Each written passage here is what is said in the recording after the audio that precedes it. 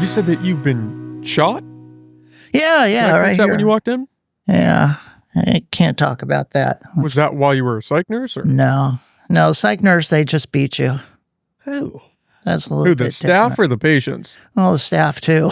I mean, you work for the government, so yeah. It's kind of inherent with the job, right? Yeah, it's not. It's working for the government is something special.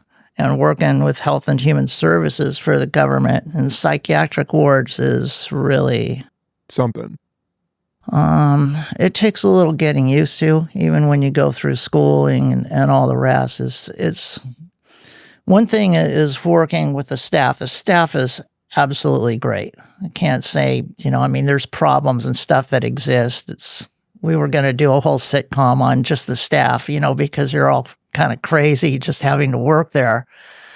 But the patients and people we'll discuss this online, but one of the things that's really hard for people to understand is people see this old movie called One Flew Over the Cuckoo's Nest, and they think, oh, these people, shouldn't be locked up. They should be free.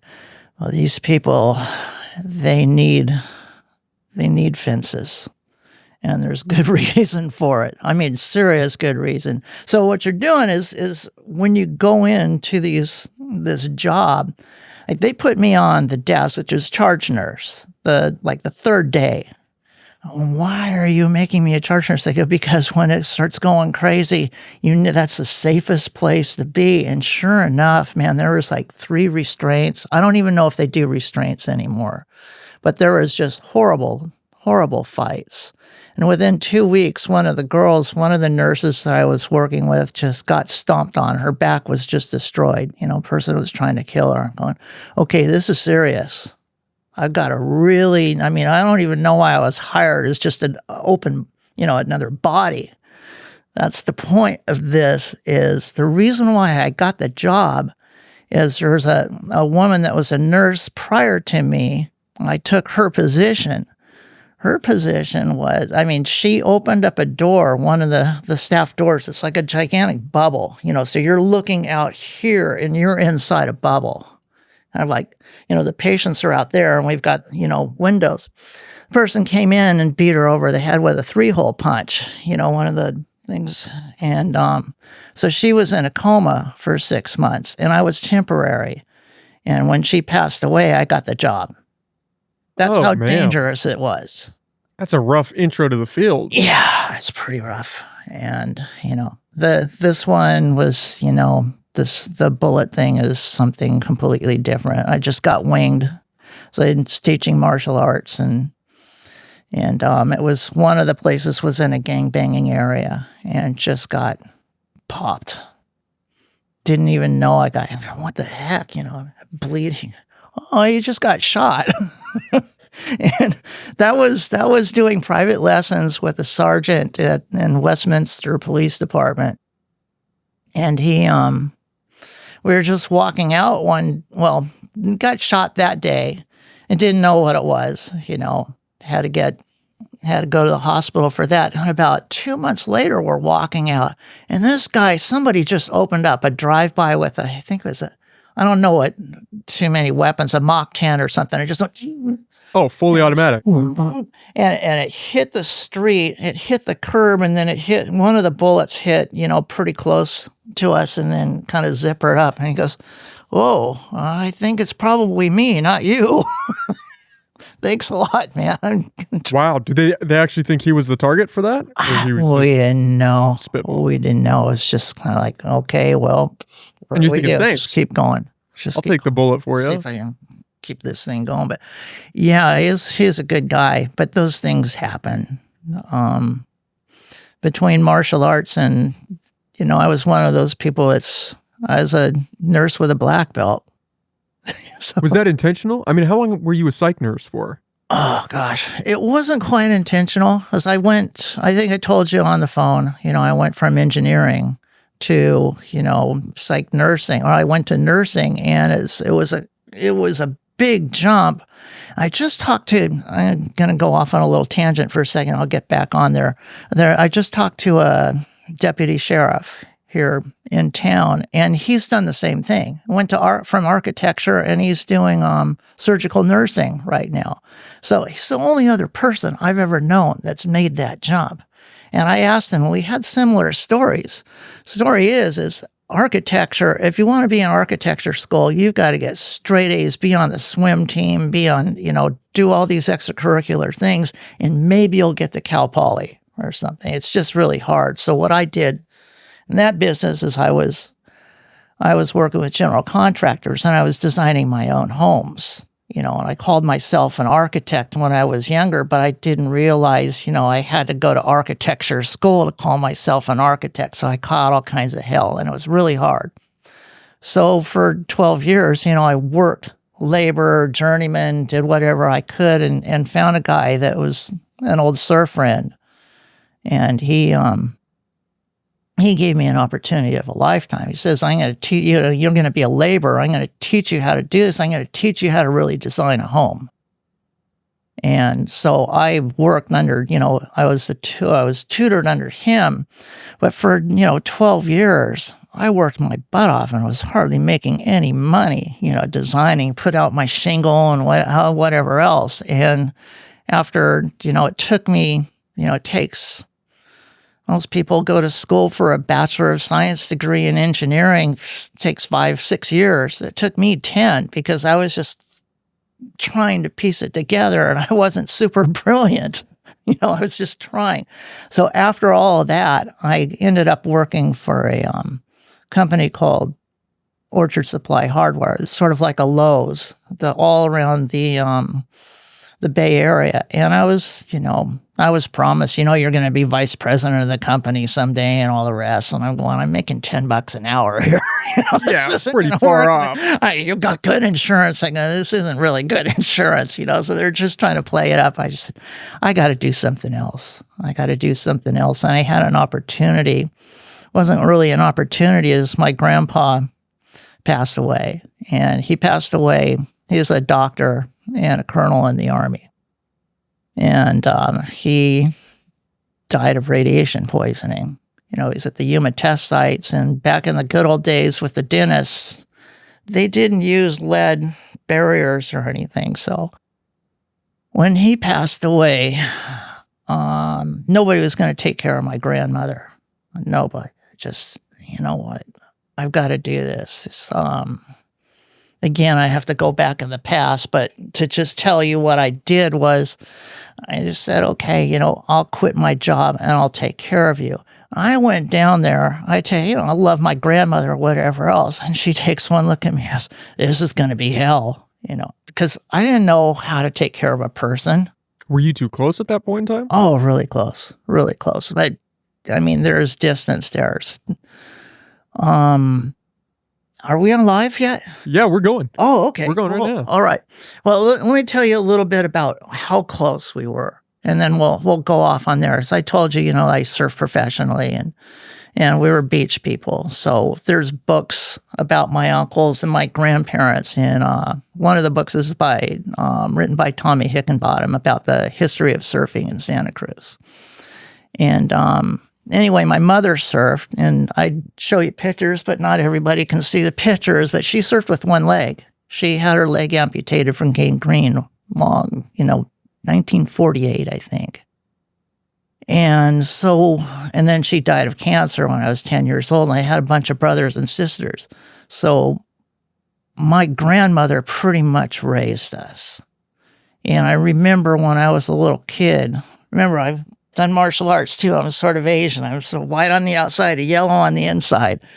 And one of the things that you do, and we'll talk about my grandmother first. She just did everything for us. And I told her, I was probably 11 years old. I didn't even realize what I was saying. I says, I'll take care of you when you get older. I promise I will. Bullshit, So I had that opportunity, and I thought, okay, I'm going to do this. And I had skills when I was a child, architectural skills, and I was in schools that kind of directed me in that. But the other side is I was really good in biology. I was really good in those sciences, but with all the pain and stuff that was going on as a child, I didn't want to have anything to do with being a doctor. And thankfully, my grades weren't all that good in high school either. The surf was too good all the time. You have a little sip. You had different priorities at that point in time. It's hard to keep a young kid in school and focused on that, especially if the waves are breaking right outside. Oh, man. I'll tell you, surfing saved my life. I had a little bumper sticker that said surfing ruined my life. And that's kind of funny and ironic because most of all the jobs that I had, most of all of my friends were all in the surf world. I mean, from the beginning of surfing, these guys were there. So, anyway, it was just one of those things. Taking care of my grandmother was, yeah, I made that promise, and I remember that promise when I was 11 years old, and I was really getting burned out. You know, I was like, I'm almost 30 years old. I'm still making like $10 an hour, and I'm second engineer. I'm not on the front desk, and I'm just going, how long is it going to take? 28 years old. I mean, you think you're going to be 38, you're going to be vice president? That's a good idea now. But at the time when you're 28, you're going, I want it tomorrow. So I decided, I'm going to go down there and take care of my grandmother. And it was an experience. I'll put it that way. It was a sweet lady. Loved her to death. And everything was pretty fine. And I was taking gerontology classes at a junior college, trying to figure out how do I care for an elderly person? And she broke her hip, and then she came down with dementia. And I'm like, okay, now what do? I have no idea how to take care of a person. I kind of wanted to do this, but now I really have to do this. So I'm reading my grandpa's medical books, trying to figure things out, trying to understand what dementia is. It was real tough. And so I found a friend that was a psychologist. They didn't call him profilers at the time, but he was a profiler for the DEA. And I was asking him all kinds of questions, and he actually worked at the junior college. So it's kind of like an inlet for me. I'm going to take some psychology courses and try and figure out what dementia is. But it doesn't take one semester, and you're taking, basic psychology courses, and it's something that's completely new to me. I'm, dealing with my grandmother, trying to figure out how does she see me as 5 different people? And she's got this little coherent thing where she's talking to me, and then she knows who I am, but then she's going off thinking that she's in San Francisco at some old house or something like that. I hate to interrupt you. Can you pull that out just a little bit? You kind of want to have it right. Just pull it over to the side. Yeah. Yeah, this is kind of new to me. No worries. So, I'm an old surfer. Most people, yeah. I'll get there. Anyway, so what happened is I had this really stupid person that was trying to tell me, you got to give her Haldol and give her Thorazine, give her these high antipsychotic drugs. I didn't know what these were.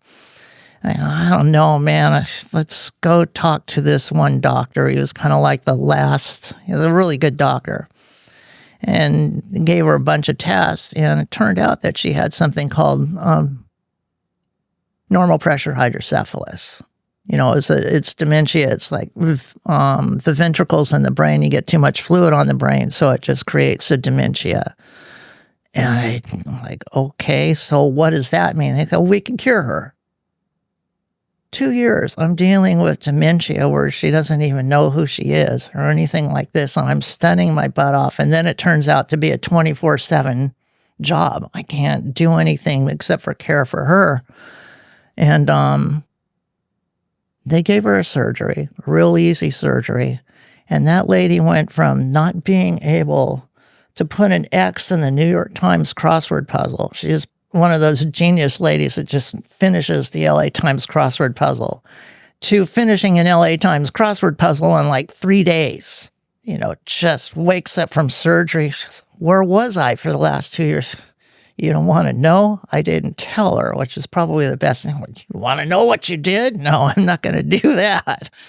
But it was really an interesting thing, and that's what intrigued me about the nursing more than anything else. I mean, I love the med surge. I was too old in my 30s to really go into ER. That's really something special don't like the smell of vomit either. So probably not a good choice then. Yeah, so psychiatric nursing was something that was real special to me. And then one of my brothers, he committed suicide. And he was somebody that's just, I love all my brothers and sisters, but that one was really close. So it hit home. I just started taking all these psychiatric courses. This was while you were taking care of your grandma? She passed away, it's after 4 years. And then my brother died and my real father died. Everybody died all at once. So I'm just, okay. It was made up at that time for me to just go into psychiatric nursing. And the other portion of this is you just don't go into becoming an RN, and I'm trying to think of how long. I think the wait list was 3 years. So in between that 3 years time, you're taking pre-med courses and whatever courses you can get into the program. But then there's all this other time. So I went into, I don't even know if they have it anymore, psychiatric technician program. They have it in most, county mental hospitals. The psychiatric technicians run the hospitals. Well, they run the units. And so I finished that program. Before I even hardly got into the nursing program, I finished that program and I started taking drug and alcohol program and pharmacology and all this other stuff. And then I went into the RN program. So that took me quite a long time also to do. But this is all after your grandma. Grandmother, I finished 2 years and then I had to stop because it took a long time to take care of her.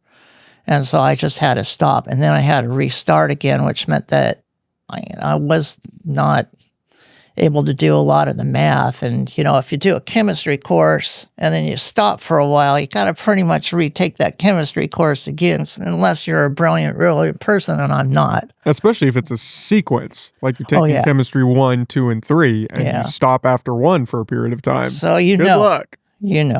Yeah, it's really hard. So it took, again, like I said, it took me about 10 years to do the engineering program. That took me about another, it took me it took me when I got into the program for psychiatric technician, it took me like a year and a half.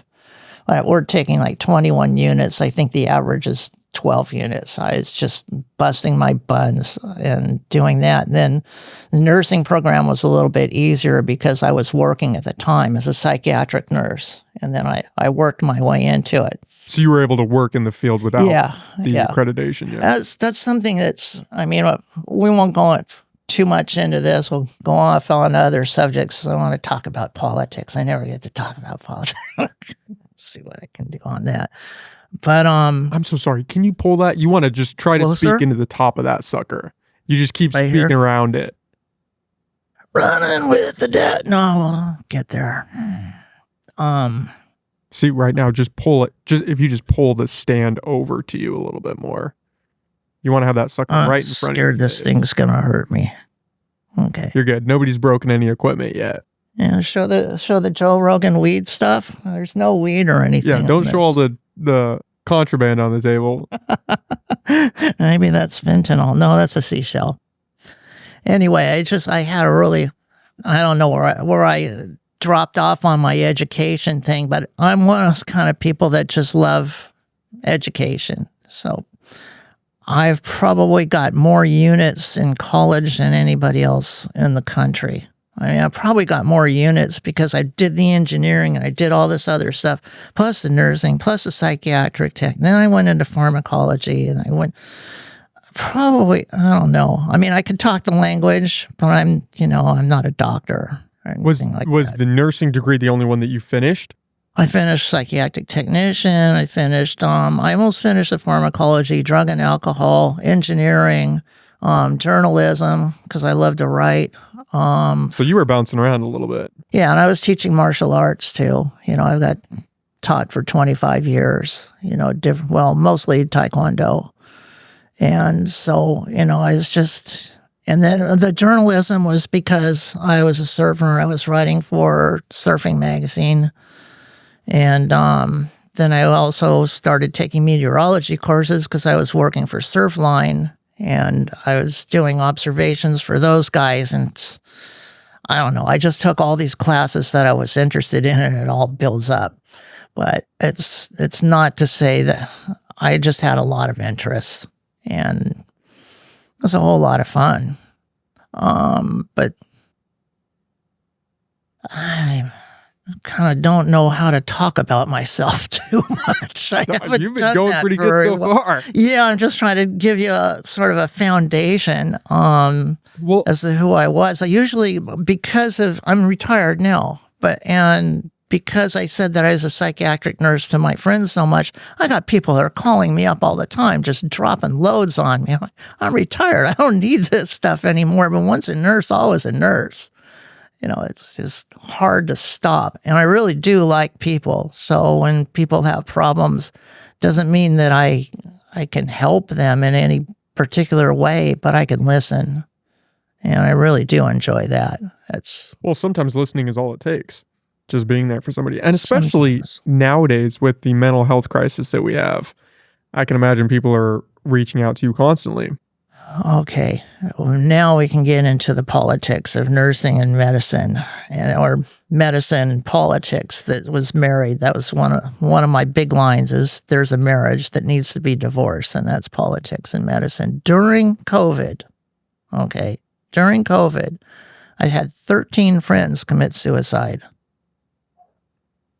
And everyone was a phone call telling me, you're the last one that I'm going to talk to. Boom. Find out that they pass away. A couple of them were old patients that some social worker gave out the phone number. So I'm always listening to all these horrible problems, but that's an awful lot of people during my nursing career. And I'm going to start my nursing career by just saying I was just doing home health care with my grandmother up until the time that I retired, which was 2014. I maybe had 3 people that committed suicide, overall, and not one single one on my watch, not one single person, 23 years. COVID, 12. And then one last one was my neighbor that drank himself to death. Cool Vietnam veteran, 3 tours in Vietnam, and just I didn't fight for my country to be locked up and isolated in my house and just drank. And I was the one that had to find him. So that took its toll. What the government did on that, it makes me a very bitter person toward how they handled all of that. And I don't think they handled it very well at all. Did you know they were going to commit suicide when they called you? Oh, they told me, I can't tell you what the number is. It's like 7 or 8 told me. And some of them the last one, I'm not going to talk about that person. But there is a person I'm not going to say names or anything like that, on Thanksgiving just last year, after COVID was over. Hi, how are you doing? I'm just a good friend, and I eat Thanksgiving dinner, and then he, text messages, so long, see you later. That was a text message, but fortunately we gave him enough hell to, have him stop doing it. He's still alive this day, but it takes its toll. If we're talking back and forth like this, there's a personable thing that we can do. There's sort of a real human contact. When it's, if I'm just talking into a microphone and talking into a telephone, it's sort of dissociative. I don't know how else to say it. It's not personal. It's like somebody's just in despair and they're going to do something like that. So, what do you do? It just made me angry. Suicide's kind of a selfish thing. Do you think it was a cry for help, them reaching out for you? Well, if it was a cry for help, they wouldn't have killed themselves.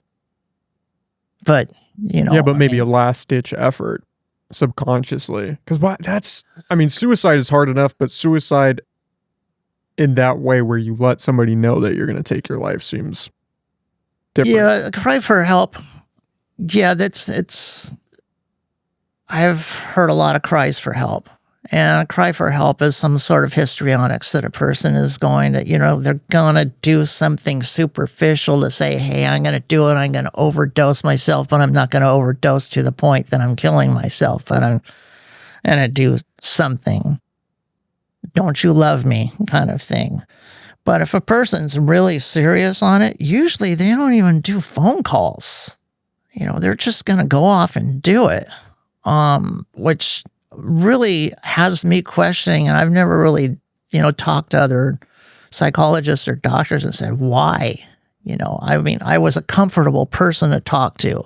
That makes me feel good, But to get all those last words really had me, it really hurt. It really hurt, and I didn't, some of these people I didn't know where they lived, so when you're talking about a mental health crisis and you're trying to call like somewhere in Tennessee, and say, hey, look, there's such and such a person is trying to kill them. They just called me up and blah, blah, blah. And I'm going, well, they put you on hold. You're not going to kill yourself. You're not going to do this. I said, yeah, but this person just called me and is going through this whole big thing, trying to get somebody interested to just get a police officer to come by and see what they're doing. And I did that 2 or 3 times. And like I said, a couple of them, I didn't know their address. I just knew their phone number and kind of probably where they lived with the area code. I didn't know. So that, for me personally, just saying, I want to help this person, but I can't because I'm blocked. I don't know how to do it. So to this day, I don't answer my phone. I text message. That's the end of it. And people say, well, that's very selfish. I go, man, I got to heal myself here. I'm 67 years old. I can't keep. Yeah, that's a lot to take on, especially that many times. Yeah, it'd be a lot if it was once. It was, it really got to me because you guys are on YouTube and I can't talk about certain things. And one of the things that's a real no-no, and you guys are going to get bumped, is talking about COVID too much or talking about. Oh, you can talk about. I've already had videos. Oh, how? Oh, yeah. I don't know. I know some friends that have talked about it too much, and they just talk about a certain medication, and boom, they're popped, and they get a strike, or they have to go to Rumble or something. So Ivermectin? Yeah, the other one too, hydroxychloroquine. Another big one.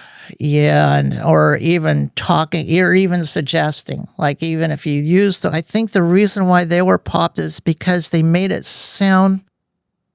No, I remember listening to it. It didn't make it sound like they were saying, hey, take this medication. It's not aquarium cleaner or something. Horse dewormer.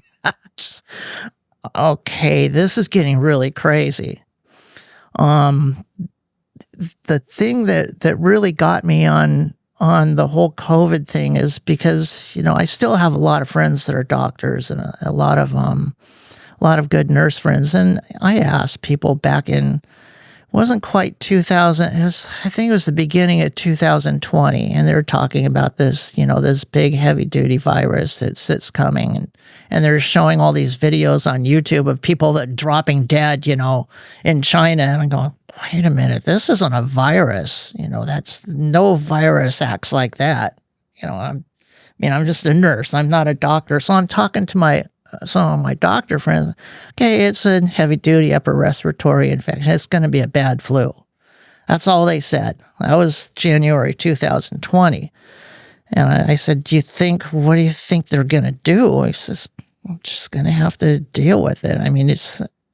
Most doctors know if you've got a virus and you're getting a flu shot, you're getting a flu shot from the different strains from the years prior. You're not going to get the strain that you're going to get. It's a year behind or 2 years behind. So, okay, well, we're just going to have to ride this one out. By April, I think it was April here in California, they locked everything down for the 14 days. And the only time that I ever seen a town that was completely quiet, like the streets were quiet. I worked in LA County during 9/11. And, we had emergency because I worked at a hospital. We were able to go to work, but they were still scared that people were going to, blow up buildings in LA County. There's nobody on the road. Nobody on the road. It was like a ghost town. It's LA County. It's a ghost town. So I was looking at that and going, 14 days for a virus. Okay, sure. Wash your hands, be clean, do whatever you want to do. But what they did was something that was just amazing. 2 years.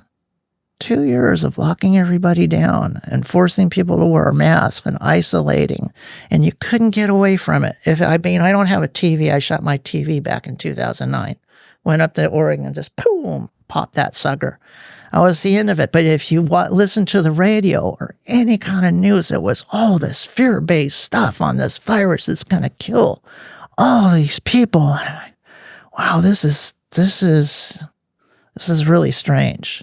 This is, I don't like to use the word evil, but there's something going on here, and I hate to use conspiracy or anything like that. I know enough medicine to be dangerous, but it was just really confusing me.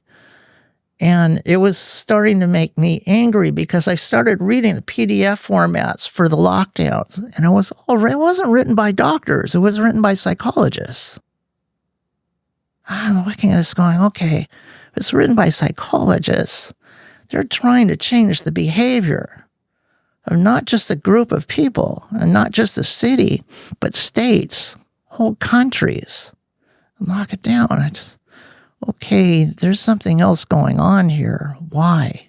You were thinking that back in 2020 at the start. Not quite at the start. After the 14 days and they kept it locked down. And then if you saw I've got pictures, and I'm sure you got pictures, you go to, any Mexican food restaurant places that I like, they were putting up government signs, that you couldn't go into these businesses by the summer. I mean, it was all rolled out. And Mr. Gavin Newsom, great God of Gavin Newsom, bought $1 billion worth of paper masks from China. Okay, there's a whole lot more. So there's a person on YouTube, again, another person that passed away. Very a real conspiracy theorist. He had a little show on YouTube, and he was talking about Johns Hopkins University contact tracers. A little class, and he was, he did screenshots of all this stuff. I thought, okay, contact tracers. What are we supposed to do with this contact tracer stuff? And it was like snitch on your family, snitch on anybody else. Whoever walks out without a mask on and is not taking the precautions, not going down the aisles. What was that? Just going down the aisles. Was that in the summer of 2020? Probably the little footprints that they had marked out. Yeah, and I just, and then they were doing things at the grocery store where it was age. Well, how about what was it, 5 foot spacing, 3 feet? Yeah, 6 foot, which is completely ridiculous. Okay, that was one that I'm just going, okay, this is BS. Okay, the reason why it's BS is if you see the hurricanes, the hurricane that just hit Florida, you see those hurricanes, the viruses can come from Africa and make it all the way over to Florida. That's like, 4,000 miles? And you can get a virus that starts, in Libya or something and ends up in Florida, and you're getting the same virus. So what's that 6 feet going to do? And then they said, well, it's 23 feet. I don't know. Well, how about the fact that they have since come out and said they essentially just made it up, that there was no scientific backing for that? They did. But the whole psychology of it was amazing. It was pages and pages of bullshit. I can't say it any other way.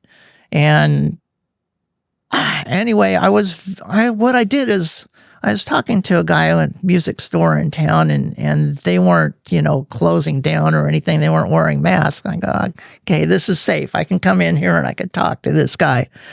And that was your introduction to Anthony?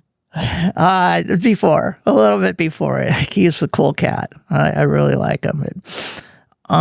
He was holding out. He was holding out, and was months later about the whole vaccination rollout and stuff. But what I did is at that time we were talking about contact tracers.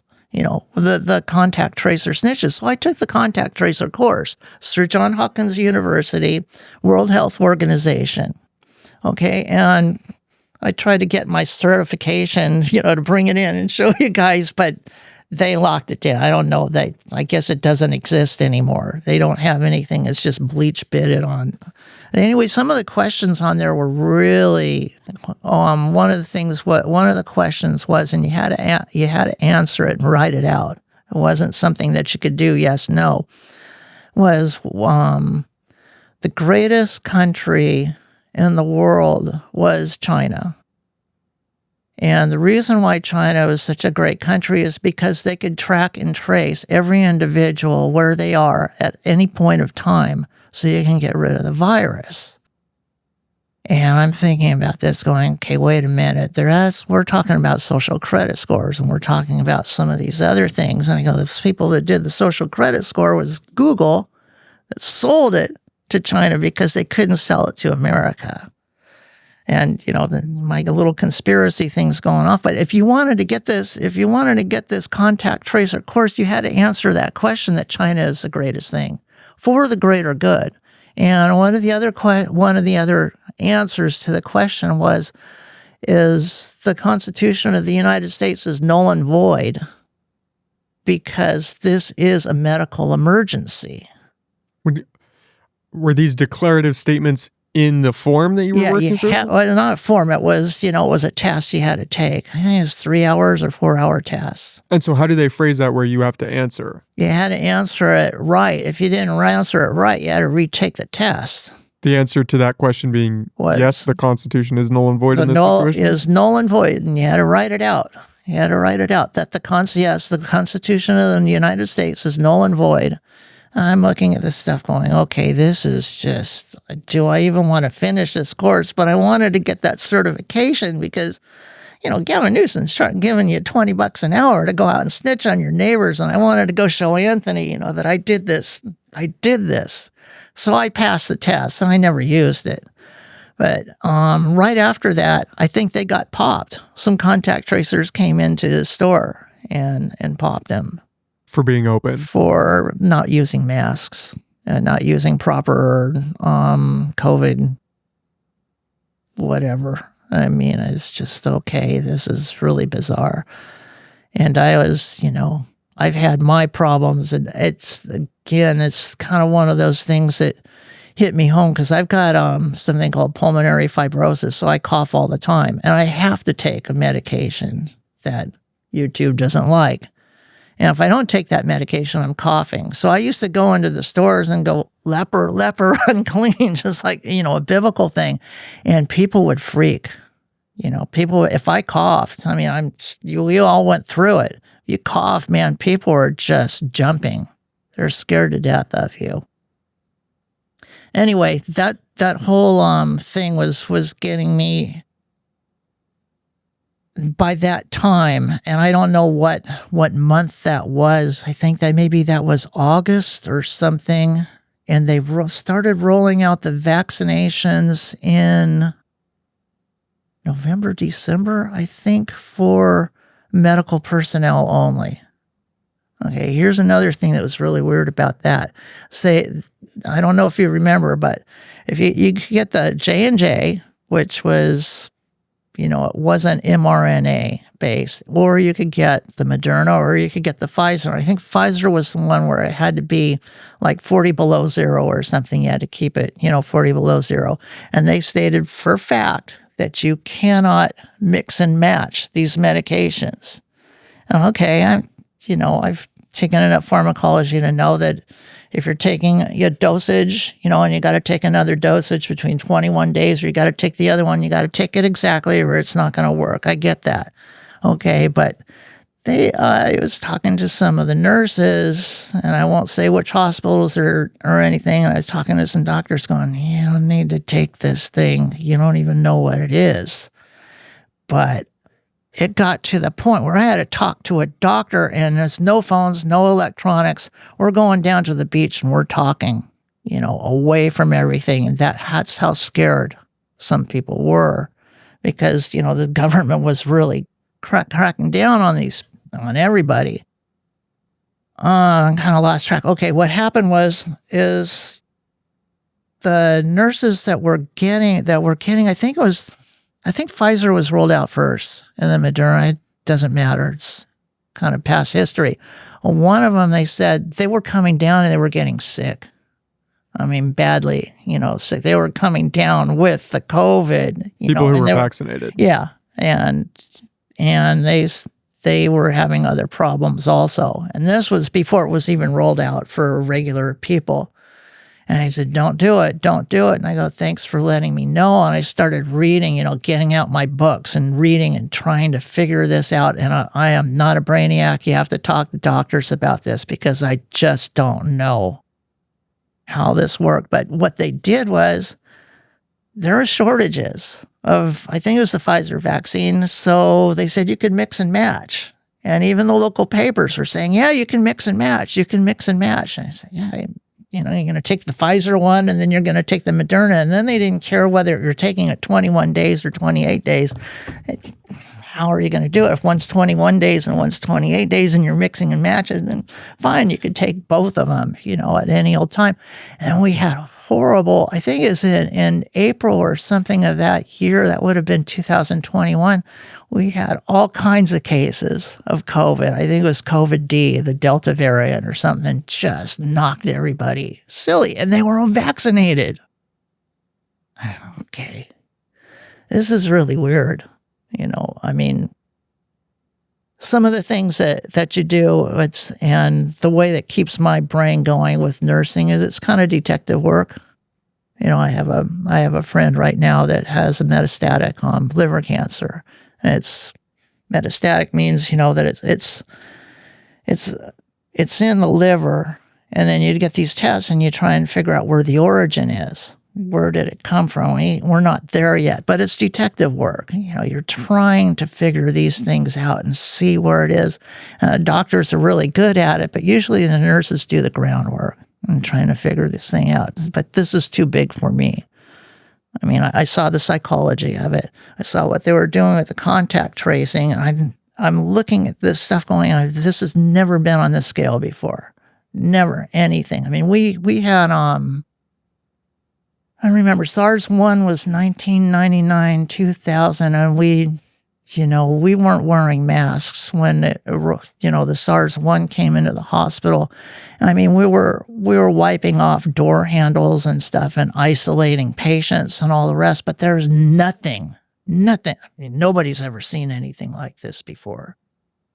And it was, I'm trying to think how it went. It went from the Moderna, the mixing and matching. Then they had that I'll get you, dude. Eat it. Anyway, what happened was there's all that, the backlash of you're not getting vaccinated, you've got to get vaccinated, and they were mandating you. I still got my little card, I got the J&J, and I was mandated for that. Okay, not to say that I was mandated. I had some back surgery done. And for me to do rehabilitation, they mandated for you to get or to have some sort of vaccination. Then you could go through their 6-week course. But if you didn't have it, forget it. You're not going to get any rehab. So they were kind of blackmailing me. And they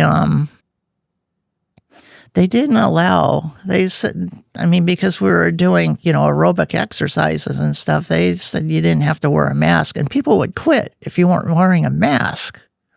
Okay, this is, honest to God, this is fear-based. It had nothing to do with science. And you could tell me whatever you want, but I read the psychology reports, and they were doing these big, huge tests with like 3,000 to 5,000 people, trying to figure out how to get people to get the vaccine. And they had like 12 different steps, psychological steps on how to modify your behavior to get that vaccine. And at the end of that, the 12 steps, one was just get angry, berate them, use derision. It was written out. And you can't find that anymore either. I mean, big PDF formats, 15 pages long of how they were going to use test subjects and go through all these different steps. And they were testing all these people to see how they were, how far they would go before they would accept the vaccine. And I don't remember there ever being results, but I do remember the testing. What is that?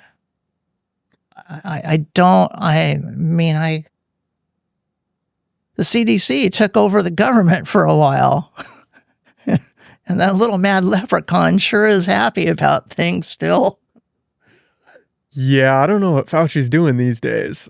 I think he's keeping his head tucked pretty low. Yeah, I don't think he really cares too much. Well, I mean, what was crazy for me, I was in college at the time, and I'm not sure if this was right before the vaccine rolled out or after.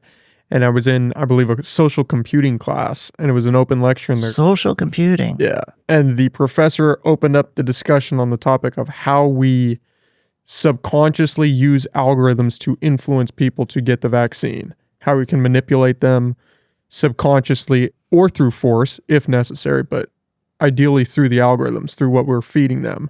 Right. To do what's right, which for him was get people vaccinated. So you how do we get away from them? Go on. I'm kind of interested in this. I mean, that was the extent. I didn't really participate because I heard that and instantly was turned off.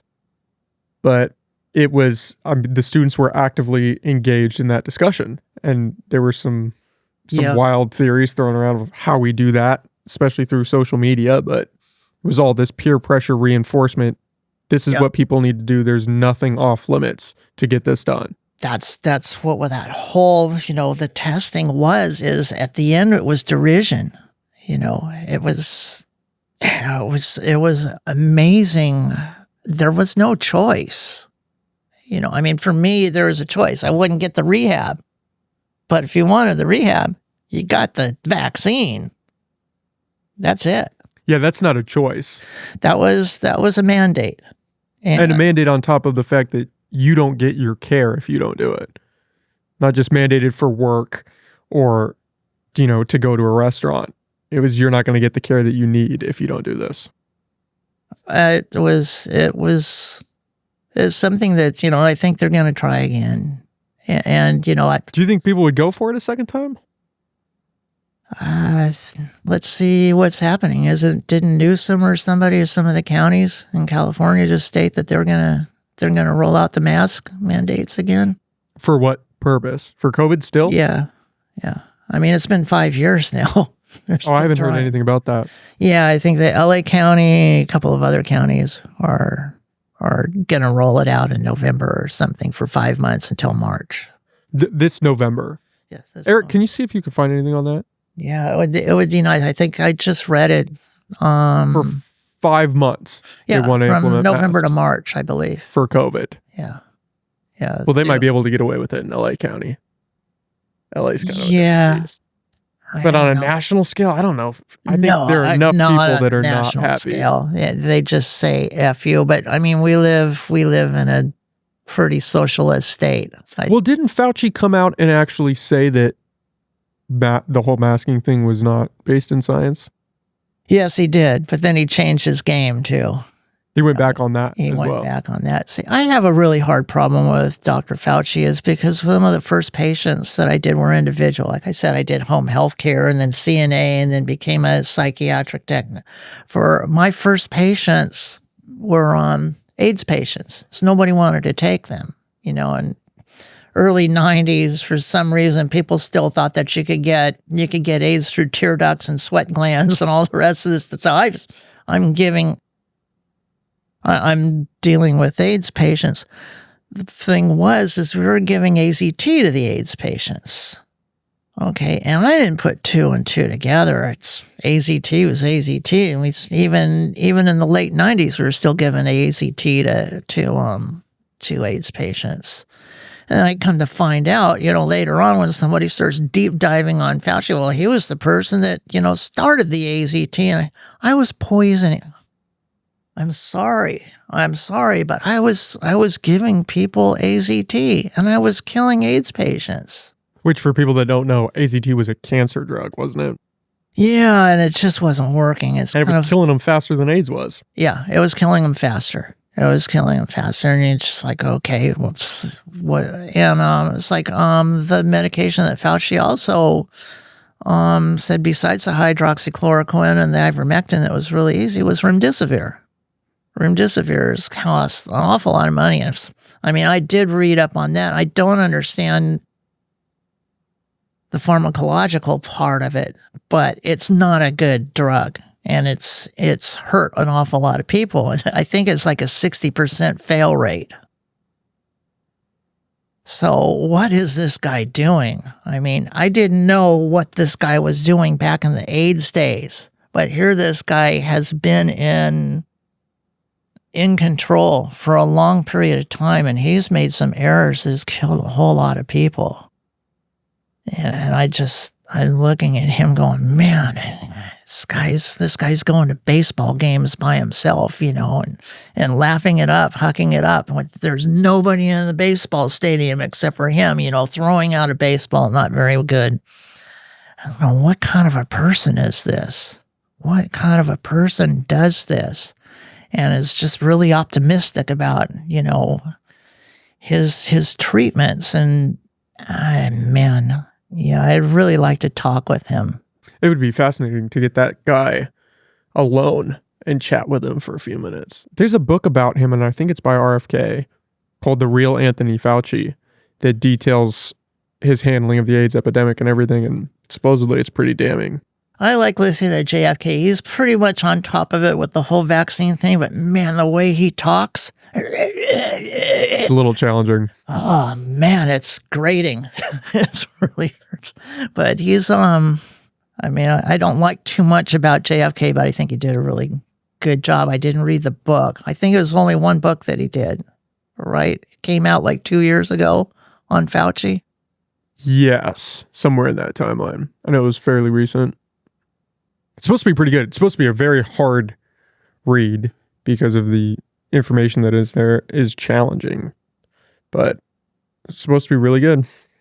I gotta get that. I've talked about it a couple times now. Yeah, it would be interesting. I'm pretty burned out on the medical side and burned out on Fauci. I just kind of got an anger side, and because of some of the volunteer stuff that I do, I've had to deal with, I call them the masketeers. And this is the thing that I was talking about with the politics and medicine, definitely what the health, the CDC and everything is, they pretty much took over the country, and they were mandating things that I think the CDC mentioned something about taking over housing and stuff also. And I can't remember what that was. But anyway, back to, were you able to find that at all? So, what specifically am I looking for? See if there's a mask mandate for LA County pending sometime in the future. Yeah, that would be interesting. Well, the crazy part is, for people that were touting, quote unquote, the science, none of the advice they were giving was based in science. There's that famous clip of Rachel Maddow on TV saying, if you get the vaccine, you can't catch COVID, you won't get it, you won't spread it. Right. And they never tested the vaccine for transmission. Said it. Oh, it was parroted across every news network. Yeah. And they never tested for transmission in the studies. Yeah, and they never apologize. Never apologize. And nobody was held accountable. Nobody. I can't think of anyone that lost their job or was fired or... military people. Oh, yes. But now they're trying to get those guys back. I've got a good friend. I call her my niece, and she's just a loving woman, and held her ground in the Coast Guard and retired, but never got the vaccine, never did any of that stuff. God bless her for that. I mean, I have not talked to too many people that held their ground. I didn't. I got the J&J. I got the worst one that was, the efficacy was 65% and it's 20%. You got to get your boosters.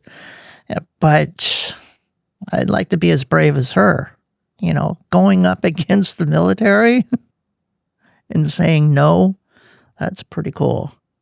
Apparently, at the end of 2023, they reinstituted it at healthcare facilities. That's what I'm seeing as the main hit here. So nothing for 2024 coming I back don't see something saying it's about to come back for everybody the way we've had the way it was. Yeah.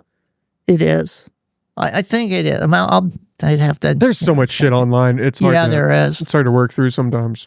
Well, I deal with, a lot of Bible thumpers and stuff. And I remember so many people that were going off in left field saying, this is the book of Revelation, and then they start saying this is 1984. They're controlling them.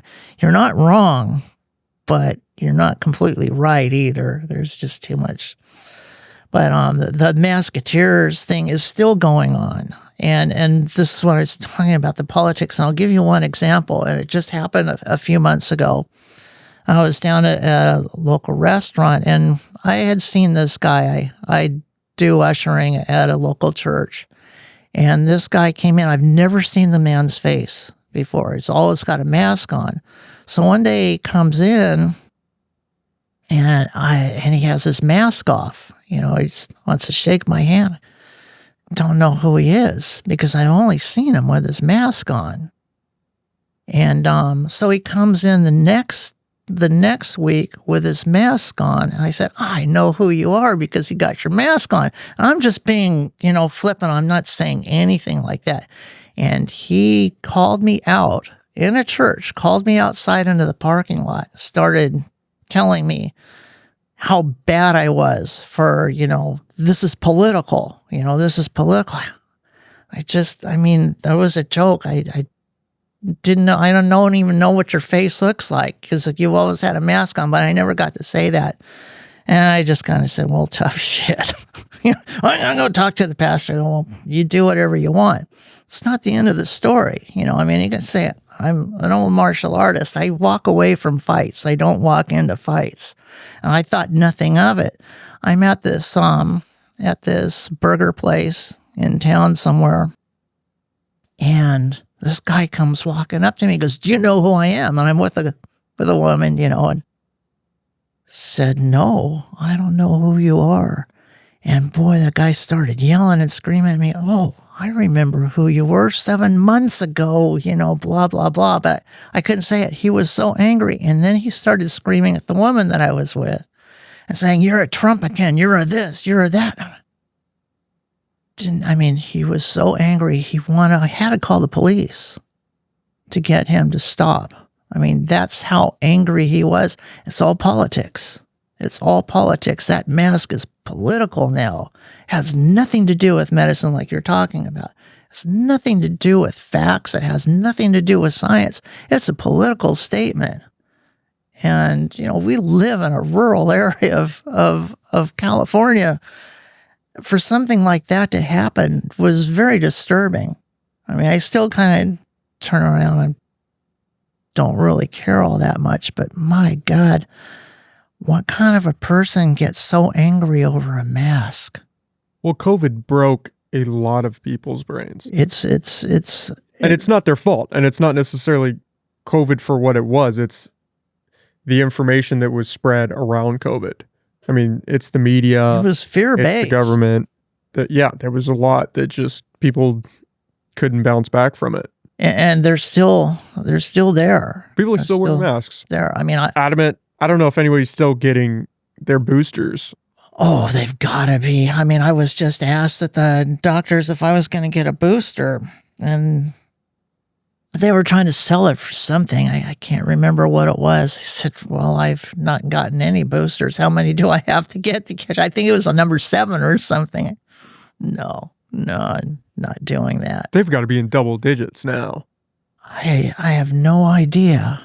I had no idea. I got so frustrated that first year with the whole contact tracing and with reading. I mean, I read reams. I bought books on Amazon.com. I'm going to go through the physiology of the body and microbiology and try and figure this stuff out. But it's been too long. It's over my head. You know, I have to get doctors to dummy it down for me to tell me really what's going on. You know, and I did try to explain to a friend of mine that came from Idaho. They call it Idaho. It's Wyoming, Idaho. And try to explain what I know. And boy, did I ever sound like an idiot, because I'm trying to talk about mRNA vaccine and how it's supposed to only go into the cytoplasm and how that,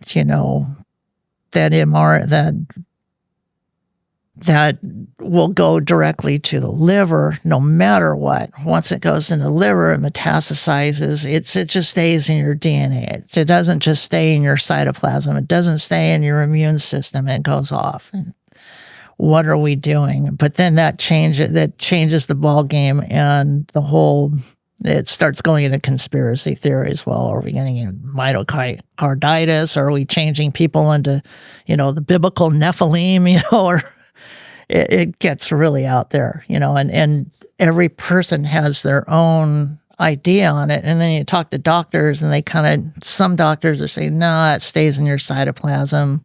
And then other doctors are saying, yeah, it metastasizes to the rest of your body. And I think the last thing I read was just a few months ago, saying, no, it's a fact. It's coming. It's metastasizing in your body. It's changing your DNA. Yeah, last I was looking into it, which was a while ago now, it seemed like the general consensus was that the spike protein was definitely moving around in your body, that it wasn't localized like they thought it would be. Spike protein, yeah. That's what they were trying to sell me the last booster, is it's going to fix your spike proteins. Like, what if they're not broken? It almost feels weird talking about COVID, because in some way it's like society has just moved on. We've gone through something horrific. It wasn't what we thought it was. We were lied to. We were sold some things. And rather than deal with it, we've just collectively decided to ignore it and move forward. And that's a good thing, I think. Do you? I think. To some extent, that's the end of the other side is it better be a learning lesson as to what a totalitarian government can do. But doesn't there have to be some fallout for it to be a learning lesson? That's the other thing. There has to be consequences. And that goes right back to my psychiatric nursing stuff and why the mental health crisis is so bad. There has to be consequences. You've got to get these people that were guilty of telling us lies in the medical field, taking over the government. Nothing. I mean, I told you I had 13 people that committed suicide because they were being isolated and they had no more hope. One person had their brick and mortar, house, everything was tied up in that business. They had no more money. They couldn't get any money from the government, and it's like the despair was something that I've never seen before in my life, and I was pretty much in the middle of it, to have that many people die. But yeah, there needs to be consequences. The mental health field changed really seriously back in, everybody blames Reagan about this. Reagan was the person that let all the crazy patients out, but, Congress and the Senate all passed it too. He signed the bill. It happened back in and I'm not super good at this, but, how can I explain this really well? What happened with Secra was what we used to do with patients, and I worked with adolescents an awful lot. And with adolescents, you get a little bit of leeway with they've got a life in front of them, and maybe they can change their behavior. But these people, like I said, are criminally insane. They usually don't change. They go out and shoot somebody or do bad things, But what we had is we had a point system for these people, and we had consequences for them. We had restraints. We didn't like to use restraints for these people, but if somebody's beating somebody over the head with whatever's there, or trying to kill volunteers or something like that, you got to do something. So there was consequences. If you do this, then this. If you do this, then this. And it was kind of on the board. And these people learned that if they didn't comply, again, behavior modification, if they weren't nice and they just couldn't, they could go to school or whatever they could do, then we would put them in, take them out to an outing, and they go to the beach or something, and we'd give them something. That was the reward, the carrot and the stick kind of thing. Well, the government and all their great failures, they collapsed the program. And they said, well, we're going to let these people do what they can police themselves. It's something called moral relativism. We are not going to give them consequences anymore. They know what's right and wrong in their own mind. And once they found out that there were no more consequences, we erased the board on their point system and all the rest. They found out we couldn't put them in restraints anymore. So they could beat the hell out of anybody they wanted to. They could beat the hell out of other people. They could start extorting money or candy or whatever they wanted. And we couldn't do a whole thing. And if somebody, and this really happened, and I don't know what the state system is now. They don't have adolescents anymore. We couldn't put a person in restraints until we checked their pulse to see if their pulse was speeded up or not. For what purpose? If it wasn't sped up, then we couldn't put them in restraints. But if it was, it was tacky, then we could put them in restraints. Now, if you've got a person that's fighting and punching and beating on somebody and you want to take their pulse, you try and do that. Martial artist, you can't, you got to take 3 or 4 people to contain and check their pulse. By that time, they're kind of calmed down. And you got psychotics, that can control. They don't get adrenalinized. They can keep their pulse nice and soft, and they kill people no matter what. And so, this whole big thing happened. The program happened, I think it was 2001, 2002. The LA Times was doing all these things about all these horrible stuff going on. And there was, I'm trying to think, there was some union protests because they were cutting back on staffing. I don't remember the whole thing, but what they did is it was a big failure. Too many people were getting injured. I got injured. I got my life-threatening injury that was the end of me. And, but too many people got injured, and it was a complete failure. But what they did was with this failure,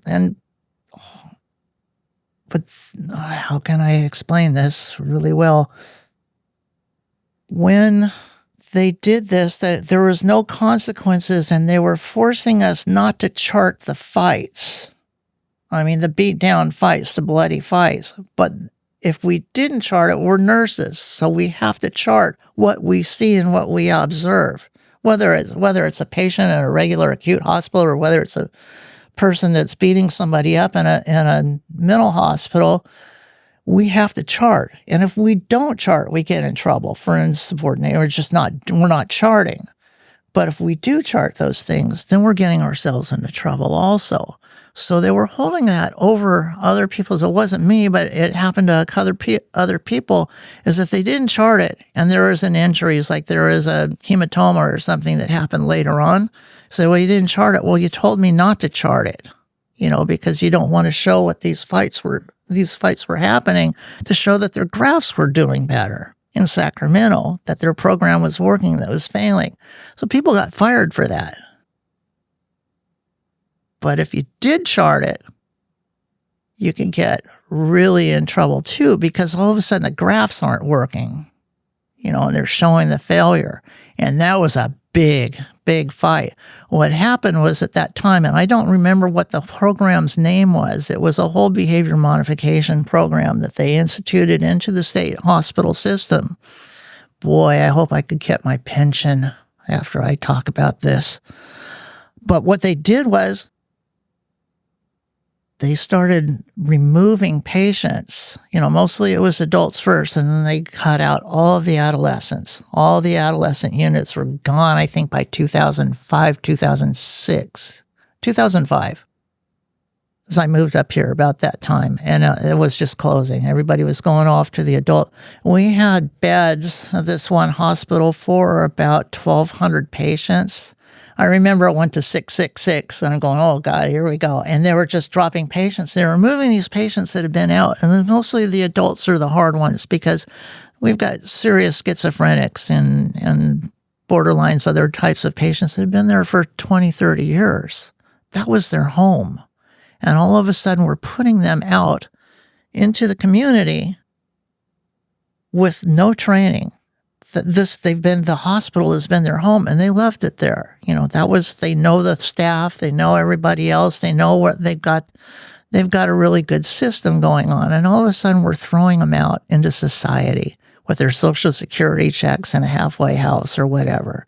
There was no normalization units. You know what a normalization unit is where the behaviors are really good in a hospital, and they're not really ready for society yet. So we've got these normalization units that are just fantastic units. And there's usually some of the best staff in the whole hospital that get to work on these units because everybody wants to work on them. All of a sudden, these people got pictures and paintings, and stuff. And they got their little rooms, and they're getting trained to work on a job or something. And they quit the normalization units. So what we're doing with these great normalization units, it's helping them, training these people that have been in hospitals for 10 years. All of a sudden, that's not there anymore. So there's not a step-by-step. There's a big jump to failure, okay, because there's nothing in between. So you're throwing these people out into the streets.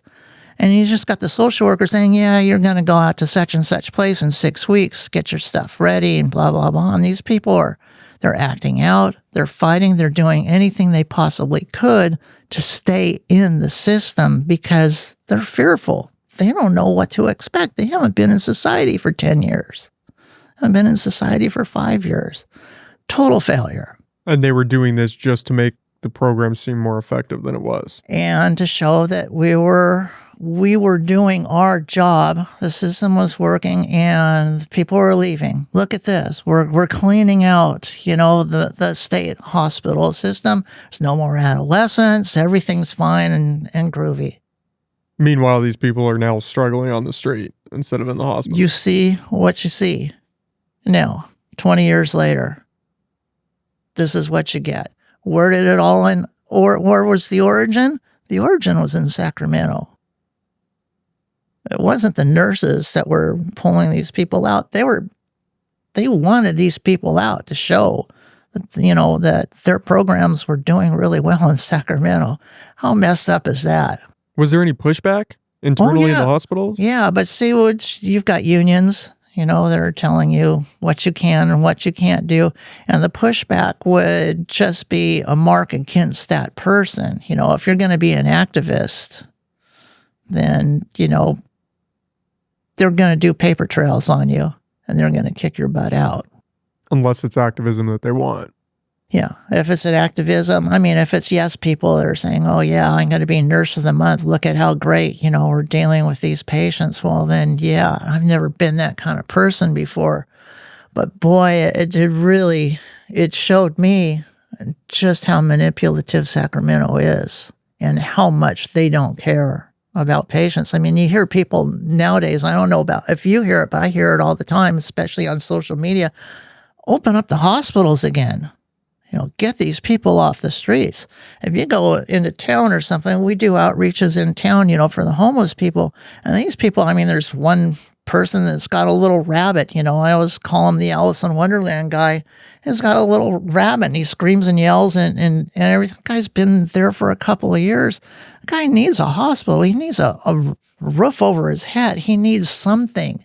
And you know, they're talking about, oh, we're going to start these programs, you know, and we're going to spend millions of dollars to get this little model unit for 23 people or something like that. And we need hundreds. We need thousands of beds for these people so that we can normalize these people somehow. Is that realistic though for these? We've got beds in big hospitals. All you have to do is reopen the hospitals. Yeah, but if you have a patient for 10 years who doesn't seem to be making progress, what's the solution? Continuous housing for the duration of their life? Yeah, if you saw these patients, you'd want them there. And I hate to say that. It sounds like it's, you know, but you can't educate some patients. So just be an alternative to jail in some sense. There's a lot more freedoms. There really is a lot more freedoms. And if you go to, I'll just use Napa as an example, or Old Camarillo, they had equestrian trails. I think they still do for the staff. I mean, if you saw the walls, there's walls. They can't really skate, but there's so much, I hate to say fun, but they're in a safe place. And I'm not going to apologize for that. They're just safe. You know, they had lakes in Napa. The staff is fantastic. I don't know if you ever get a tour or anything like that, you'd take one look at the patients and go, yeah, they need to be here. You know, the people that have killed somebody here in this county, they've got to wait 6 months to a year for a bed in Napa. Well, they've got the beds. They just don't have the staffing. They don't have they don't have the staffing. And some of those units are closed and they need to be remodeled and updated and all the rest. But if you want to, you can do that. Or you can spend millions of dollars for a place closer into town or blah, blah, blah. And it's only going to be for, I think I can't remember where it was. I don't want to be wrong, but I think there's one for like 25 beds, you know, but it was mostly for drugs. And that's not enough. It's not enough for this county. You know, I mean, this county, if you look at the streets, even if it's just drugs, well, no, let's just say mental illness. You know, the Sempervirens over here has 30 beds? I can't remember how many. It's not enough. You know, you have to do a lot of bad things and go through that revolving door an awful lot just to get a bed at Sempervirens. And then the transfer to Napa State Hospital is a lot longer time. And if you throw them in jail, well, then you have to have a jail unit for the mentally ill. It's really a problem. Are you allowed to hold them long-term like that in these medical units nowadays? You get 5150s, 5250s, 5350s with 50, I think it's 5350 is you have to get a conservatorship with a mental health advocate. So you got to write these things up. And what you do over on like intakes is usually a 3-day, 5150, 72-hour hold. And if they're not responding, then you can do a court order 52. It's all through the courts. A 5250, which is 2 weeks. And then they run them to, you know, a back unit to try and help them a little bit more. And there's programs for every single person. People can throw rocks at the mental health system, and it's deservedly so. Like I said, it's because the programs are failing from the top down, not from it's not the staff that's the problem. I mean, like I said, there are staff that are the problem, but usually they have to comply with government rules and regulations and HIPAA rules and regulations, and it's costly. And if you got one or two psychiatrists, you know, they got 50 or 60 or 100 patients, you've got 15 minutes for one patient every single week. It's just really hard to do. So I don't know how you can fix that, except for there's a lot of people that are nurses. Like I'd love to go back to work. I mean, I'm injured, but I'd love to do that again. I'd love to help in some manner. And I think there's a lot of people that are retired nurses that would be able to do stuff part-time and be able to help them. And I'm not an activist, but I really think it's something that needs to be done. And I don't see a real significant plan to be able to do this. I mean, you don't have to house people for 20 years, but there are schizophrenics and there are people that are so bad off. You can't have them on the streets. They're just going to destroy property or they're going to kill themselves. I mean, there's something called, you had three different viewpoints. You had a danger, self-danger to others, and you had what is called gravely disabled. And I don't know if they have gravely disabled anymore. That would be a person that's just, you see the people in town that are barefoot and carrying a blanket in the middle of the winter, and they're talking to themselves and walking in the middle of town. And you're going, where is that guy going? And what is he doing? He's not even going to be able to get lunch, or they give you the free lunches. So what do you do with a person like that? That some of these people are not on drugs. They're just badly mentally ill. Where's the place for them? I don't know. Well, what can you do? There's no political will to help them against their will. And how do you help someone that doesn't want help? And they've got their ability to say no. Yes, I don't have an answer to that.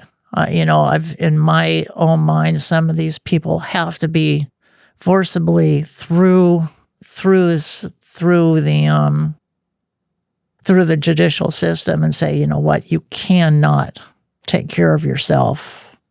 And there's been such and such amount of failures, and I'm sure there's some sort of a baseline that still exists, but I've been out of, like I said, it's been 10 years since I've done anything, so I don't know, but there's got to be something to do for these people, or we're just going to keep having these problems. And then we've got, these people are mentally ill that are doing fentanyl and killing themselves. What do you think the breakdown is there? Do you think most of these people have a mental illness and drug addiction? Is it predominantly either or? Too much drug addiction is going to turn into a mental illness. I don't know. Because of the outreaches that I do on the streets, I think it's most of these people, they really don't want, a lot of them, they just love, getting the free stuff, and they wouldn't be able to comply in a socialized setting, with a structure, and they don't want structure. But I think with some people that are mentally ill, I don't know what the percentage would be. I've never thought of it. Some say, it's like 80% mentally ill, but I don't see that. I think a lot of people are drunks, and doing a lot of drugs. It's probably more 40% mental illness and about 60% drugs. And it's really, a lot of these people that are outside of the system are, self-medicating. They'll go up and they'll get their medications, whatever it is, Abilify or Risperdal, or maybe they'll get their Suboxone, for their pain, getting off certain medications, but they'll trade those medications, and they'll get something else because they know what makes them feel good. And that's a big problem. I don't think it's getting any better. I think what we're doing is, I can't tell you, but I think we're burying the numbers. That wouldn't surprise me. I really think we're burying the numbers. I saw something about FBI statistics that were completely wrong.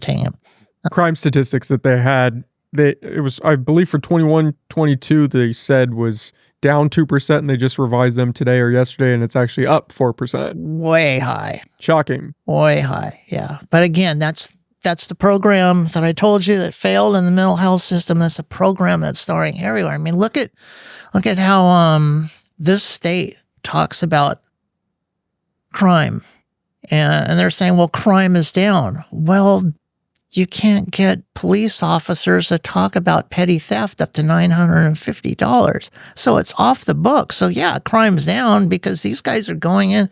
I mean, you see videos all the time of these people that are just running into 7-Elevens, just ripping everything down. And Yeah, crime's down because you've essentially made crime legal. right. And you can't do that. I mean, I've talked with, some of the deputies here in town, and they said, man, we had domestic violence with this person just beating the hell out of somebody else. We had to let him go. Why? Well, because what I just said. And, you'd have to talk with them about it or talk to the sheriff, Hansel, and see just how bad it is. But because I still work for well, I don't work, but I have the same insurance as they do, the CalPERS insurance. We have these little union things where we go, these little luncheons. And this was a couple of years ago. I can't remember what the name of the chief of police was. He came, Watson? Steve Watson. Yeah, it came from Santa Cruz up here, and that was kind of my little home base. He's sitting there throwing up his arms going, he was almost in tears. What do we do? What do we do? And I've talked to a couple of the old sheriffs. I said, what do we do? What can we do? Nobody has an answer. That's depressing. It's another one of those problems that it's almost too big to face. So we're just on this track, regardless of if it's effective or not. We're just going to keep progressing down this road. We're going to throw more money at homelessness and hope that somehow that fixes the problem. But it doesn't. All you're doing is you're getting people with master's degrees in social work that are getting 6-figure incomes and doing nothing. You've seen how many billions of dollars they're taking for homelessness? And you see in Venice, California or something, they're making bank and they're not doing anything. They're not fixing the problem. So I think there's got to be, getting back to accountability and consequences. There's got to be consequences like you're saying, and I kind of went off saying I don't know what we can do. There has to be consequences. Maybe we can open up the jails and start, get a couple of these model people like Fauci's and stuff and just throw the book at them. Say, you know what, you're next. Get in line. I don't know. It's too big of a problem for my little brain. Yeah, I don't know if we deal in a world with stringent consequences anymore. It's back to moral relativism, and it's a very dangerous road. To each his own, and you've got that whole big thing about God, what is that little line that they kept saying? And I can't remember what the little line was. Oh, for the greater good, for the greater good, for the greater good. And, we've got equal rights, and we're equality for all and all the rest. It's all this identity politics and stuff. You can't, I think there's a big scary thing about arresting people. With identity politics, you're going to arrest the wrong people and you're going to arrest too many Hispanics or too many blacks or too many whites, too many Irish Americans or blah, blah, blah, too many illegals, then you're going to get yourself into trouble with whatever the sheriff has. And there are quotas. There's got to be quotas because it's equality now. I think it's a big mess. And I don't have an answer for that one. Oh, let's talk about surfing. Yeah, there's a lot. It's just a lot. It's a lot, and I don't know how we pull out from any of those issues. I don't know how we get closure from COVID. I don't know how we start to get on the right track with homelessness and mental health. And I don't see how mental health doesn't get worse significantly. Especially, COVID broke a lot of people's brains. Trump has managed to break a lot of people's brains. The media has managed to break a lot of people. Feels like it's just a continual ramp up of these stressors in people's lives. Yeah, kicking it down the road is not good either. I Look I where mean, that's gotten us. it's not good. I don't have an answer for this stuff, but it doesn't wear on my brain because I have to deal with individual people more so than these big. I'm not an activist or anything. I see these things and I make jokes about it, but it's really not a joking matter. You can't. I don't know. And here's the thing that really gets me is I don't know if I really would want to go back to work in this type of environment because there's so many rules and regulations that would burn you. Yeah, and again, we'll just kind of change the subject a little bit is identity politics.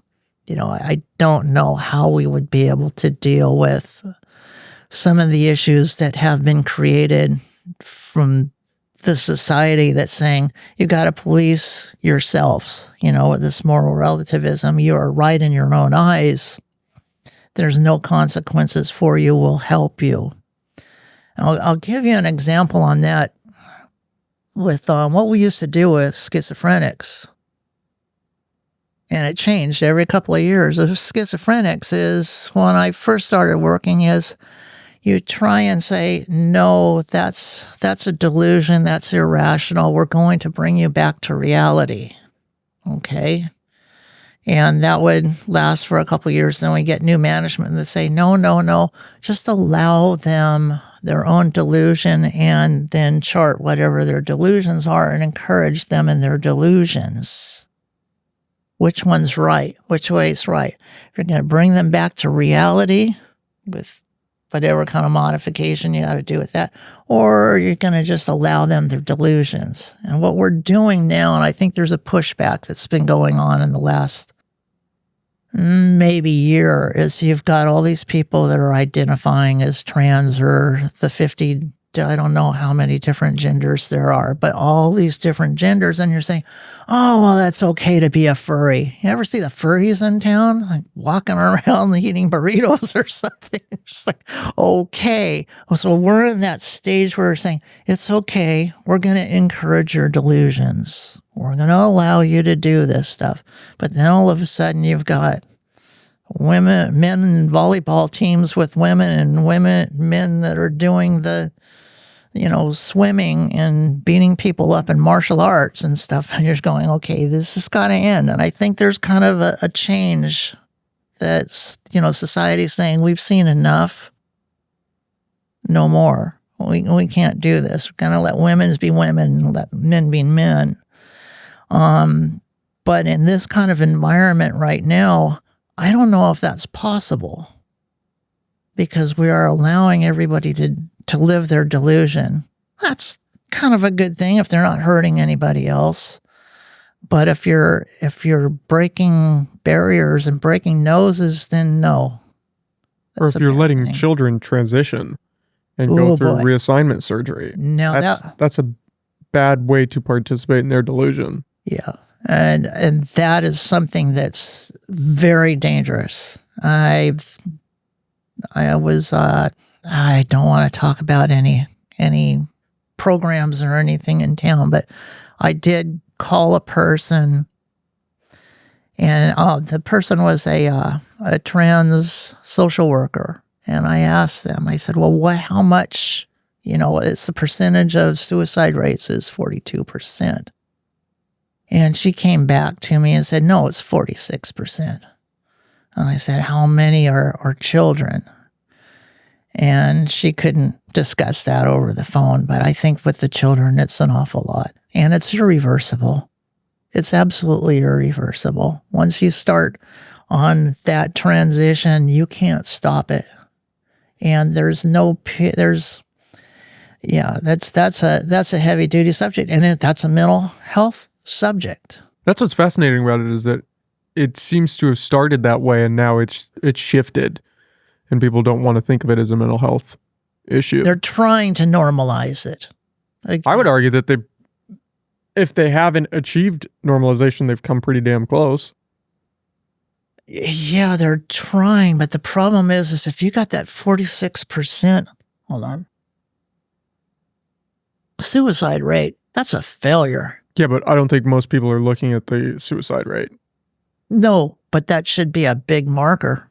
That should be one of those markers that say, this is a failure.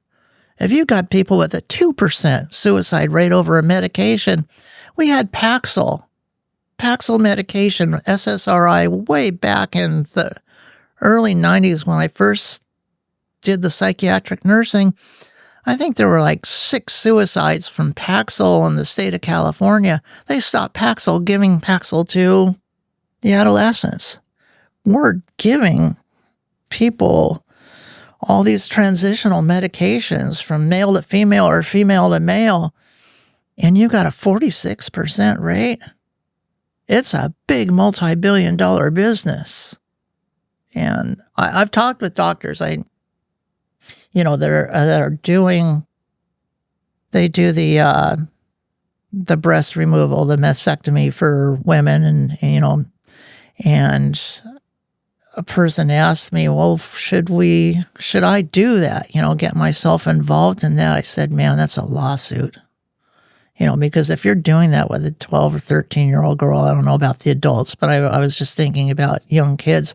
If you're doing that, they're going to sue you sooner or later because they're doing it.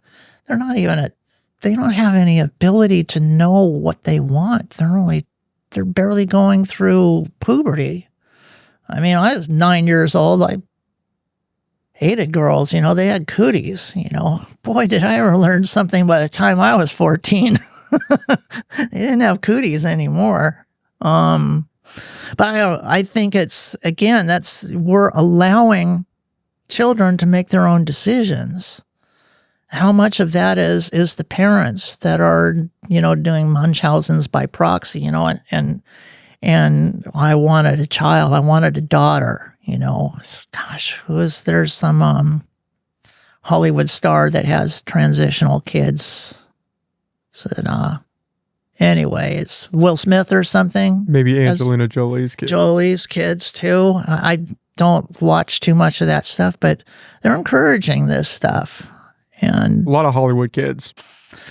In the thick of it. That needs to stop.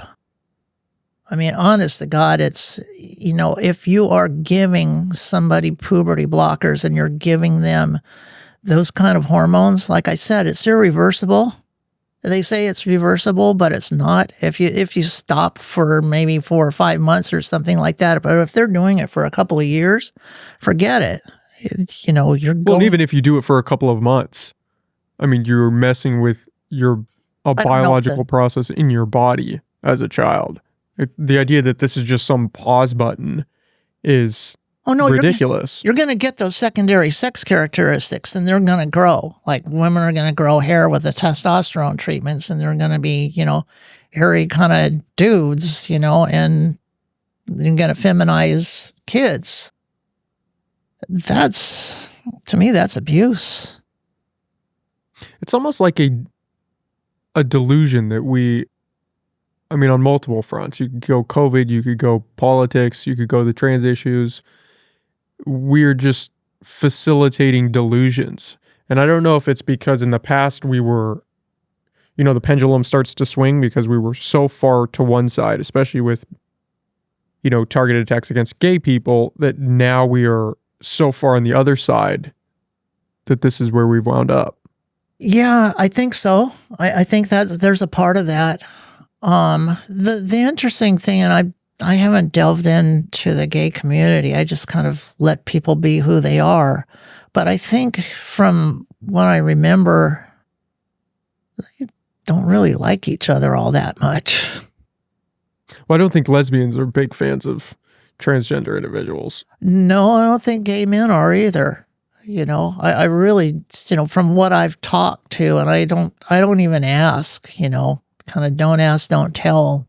Boomerville, I try not to care, but it's grown so big, it's really tough. I think I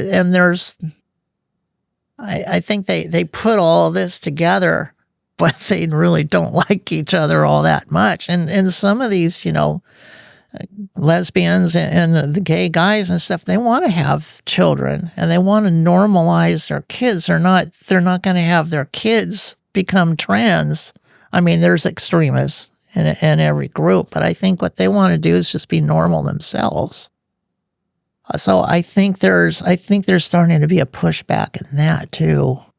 There's definitely a pushback. The question is, to what extent? And can you put the toothpaste back in the tube? No, you can't do that. You can't do that. I mean, people are losing, especially in Canada. Canada is kind of a few steps ahead of us, but people are losing custody of their children for not reaffirming their gender. I think having the state take your children. Are we doing that here? I want to say there was some bill California was trying to work through. I don't know whatever happened with that, but it wouldn't surprise me. Yeah, it's, what do you do if you're a parent and your child is secretly transitioning through the school system? I think that's happening in Canada. Oh, I believe that the schools do not have to notify parents. I believe that is definitely stateside. But yeah, what do you do? And then you've got a 12-year-old that's demanding, what they can do with their lives. And you're saying, you're giving the reins to the child and not the parent. And at some point, I can't think of it as anything else but abuse. I mean, I didn't know what I wanted to be when I was a little kid. I wanted to be a surfer. I wanted to be a surfer. I was younger than that. I wanted to be a military guy. I wanted to be a colonel like my grandpa until I saw what was going on in Vietnam and said, no, I don't want to die. But you're a kid. You don't know what you want to do. Unless you don't believe you're in the right body. And then you can make that decision.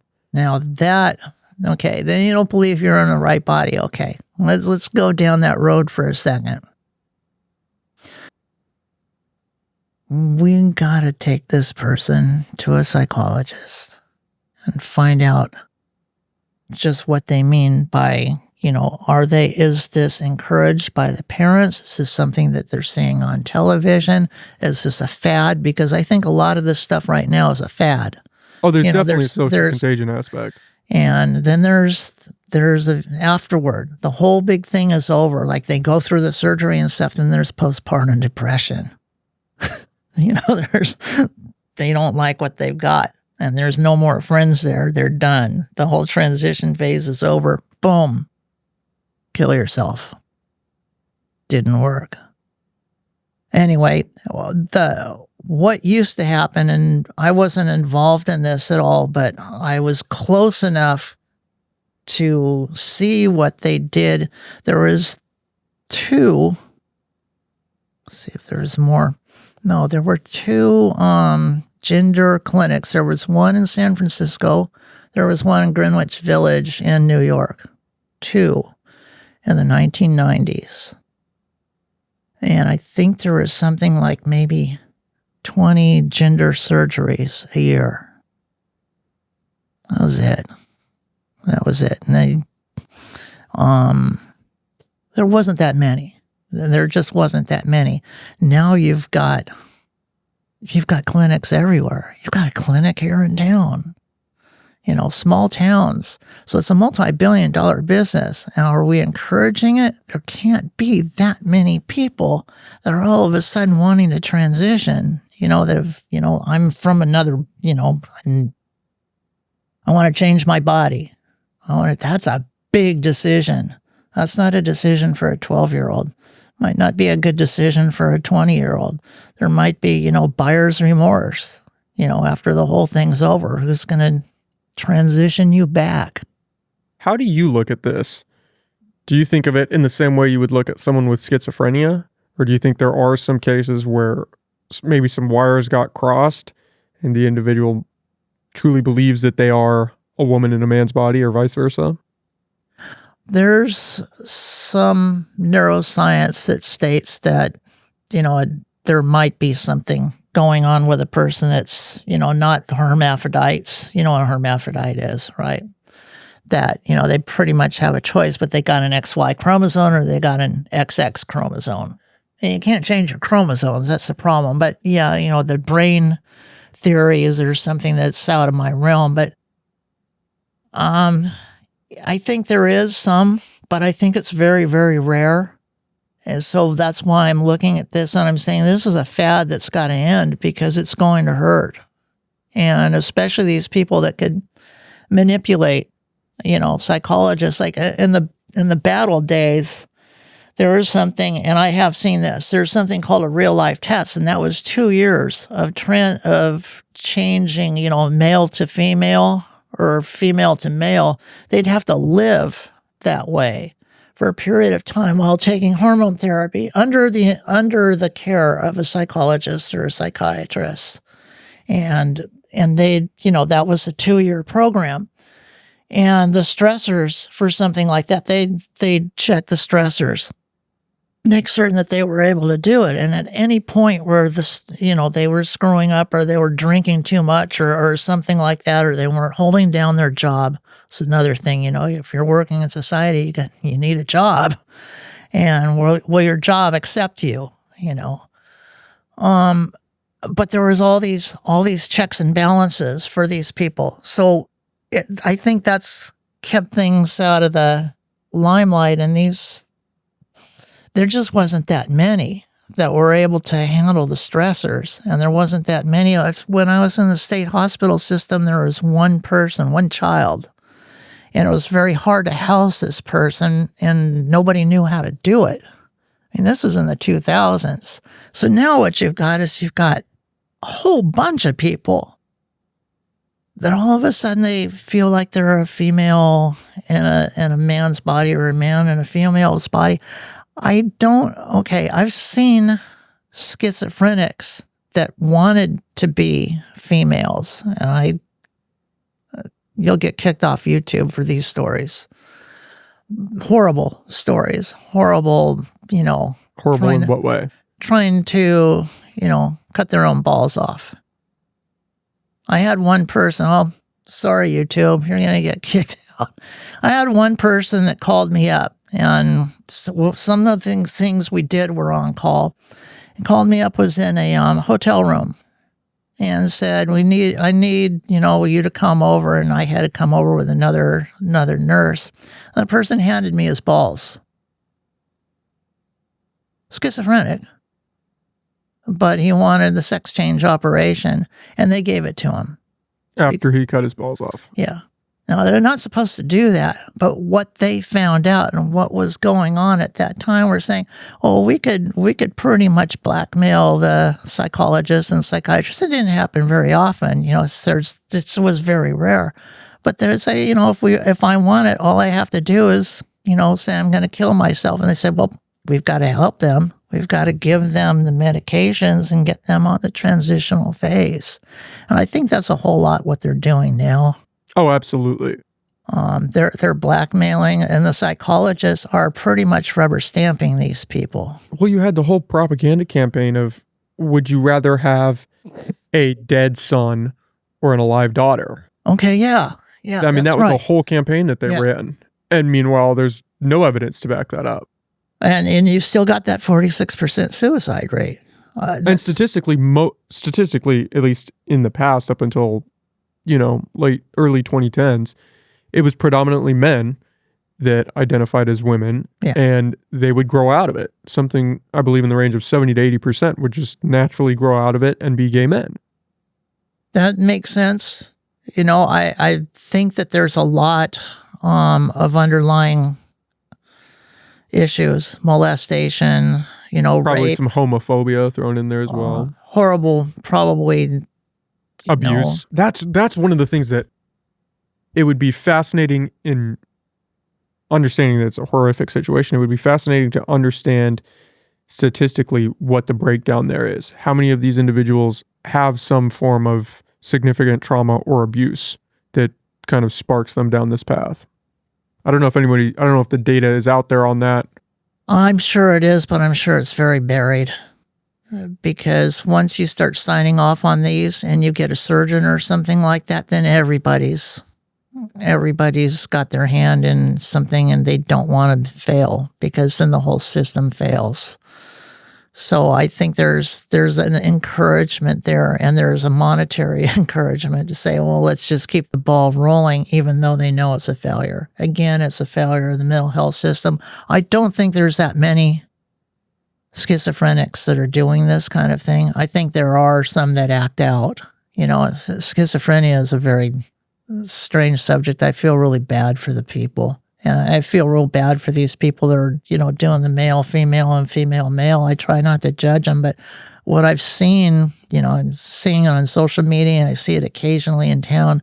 I'm seeing young kids, you know, high school kids, not so much in this county, but that are just doing it. I'm really looking at them thinking it's a fad. Like when I don't know about you when you're in high school, I was a surfer, but I had my dad's bomber jacket. I wanted to kind of be the cool greaseball sort of thing, you know, so I wanted to do this greaseball thing for a while. And then, you know, I didn't want to be a hippie, you know, so I cut my hair and I tried to do the redneck thing, you know, just all within months of my high school cliques.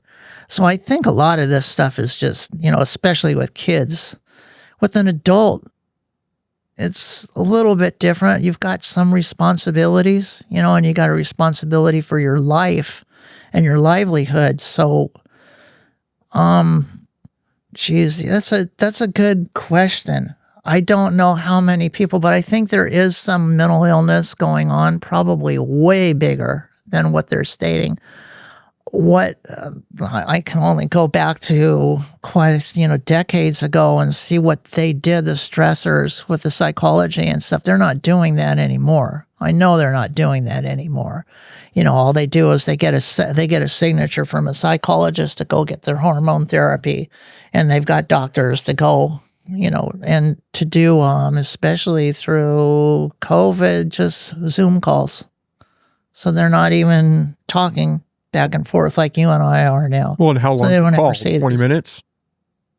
I don't know. I mean, I'd never asked. I feel kind of weird asking those questions to these people, but it is a question. And it's one of those things. I really do think there's a lot of abuse going on.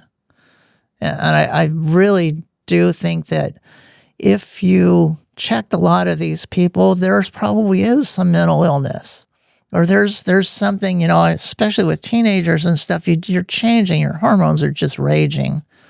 You know, I think they don't even know how to deal with their own hormonal changes. I didn't. Well, if you have a young girl who is going through that and is, you know, having bodily changes and all of this stuff, and you start giving her testosterone and she feels better because it's testosterone and she thinks, oh, this is the solution. This is the right path for me. It's short-lived. It is short-lived. I don't know if you've ever taken TRT or anything like that. I haven't. But I mean, you've seen the roid rage. You know, I think those guys feel really good. For a while, they're getting more muscle mass and all the rest. Just not the gender changes, but they're, you know, with their changes, they're feeling better and stronger. And then all of a sudden you see the changes, the mental changes. So I think there's an excitement on that also. You know, your body's changing. That's what you wanted to do, kind of thing. But I think there's a lot of remorse. I've seen videos of you know, women that turn into men, you know, and then they get their breasts removed and they're 17 years old. And, yeah, this was wrong, you know, but now they got a beard. Well, now they can't talk about it because nobody wants to hear a detransitioner story. Oh my God, there's a big, I just read something, I just read the headlines the other day that there's a big pushback, the detransitioners, and they're really trying to stop them, shut them up. And I think they need to be heard. And I think it's a hard road. I could see why they'd want to kill themselves. You know, and I don't know how. I don't think there's support programs for it. There's support programs for transitioning, big support programs. But the problem is, and I do see this, and I was talking about postpartum, after they get the surgery, there's nothing. After that, go on with your life. We did your surgery. We did everything else. So long. See you later. Have fun. And there's no more excitement anymore. And then you've got to take the person, whether it's female to male, they got to take that medication for the rest of their life. And there's consequences to that. There's strokes, you know, that can happen. There's all kinds of medical issues. Can the body take it? You know, And do we have the research on that?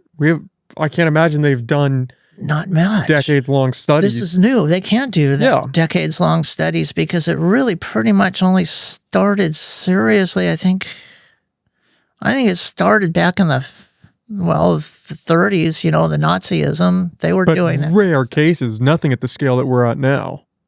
No. This is out of hand. I mean, I like to give them the benefit of the doubt, but can you imagine this many people thinking that they wanted to be women and men? I mean, women that want to be men and they're not. I hate to say it, they don't look so good. You know, they really don't look so good. I think that's changing. I think that, you know, as the science continues to ramp up, we're going to hit this kind of terminal velocity where you won't be able to tell anymore, at least visually. That's only secondary sex characteristics, though. You know, that's the breast, you know, and whatever else. You're not going to get a uterus for a man. You're not going to get fallopian tubes, and they're not going to have, you know, you're never going to sire a child. You know, it's just not going to happen. And so that's what you're going to live with. And sooner or later, I know in my 20s, I had a child, but I didn't know if I really wanted children in my teens, you know, and once you have that child, it's the most beautiful thing in the world. But my God, if you're telling a 14 or 15-year-old you're never going to have a child again, you know, once you go through the surgery, and then, you know, the hormonal system is over, whether you're taking these hormones or whatever else, you're screwing up your body. And then in your 20s, you're going, oh, God, I really kind of like kids, you know. I could have been a good parent. And you're still really young, but you messed up your body 10 years ago. Oh, man, that's going to be a hard pill to swallow.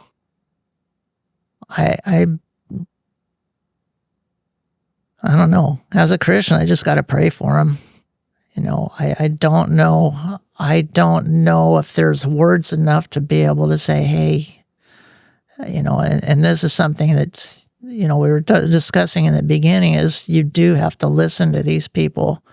And I don't think there's that much, you know, there's not many psychologists and the psychiatrists that have the time, like it's 15 minutes on a Zoom call, and then they got to make a decision on these people. Or maybe talk to the parents. I don't know if too many parents that are going to say, hey, you know, sure, we're going to transition our kids unless you're making millions of dollars. Will insurance cover that stuff? You know, what are they going to do? I don't think they're thinking things out. What are you going to do with your life? You know, are you going to adopt? Are you going to have I don't think kids? Or are you going to, gosh, I mean, I wanted to be an architect. I told you in the beginning when I was 17 years old and I busted my buns for 12 years, I could never get there.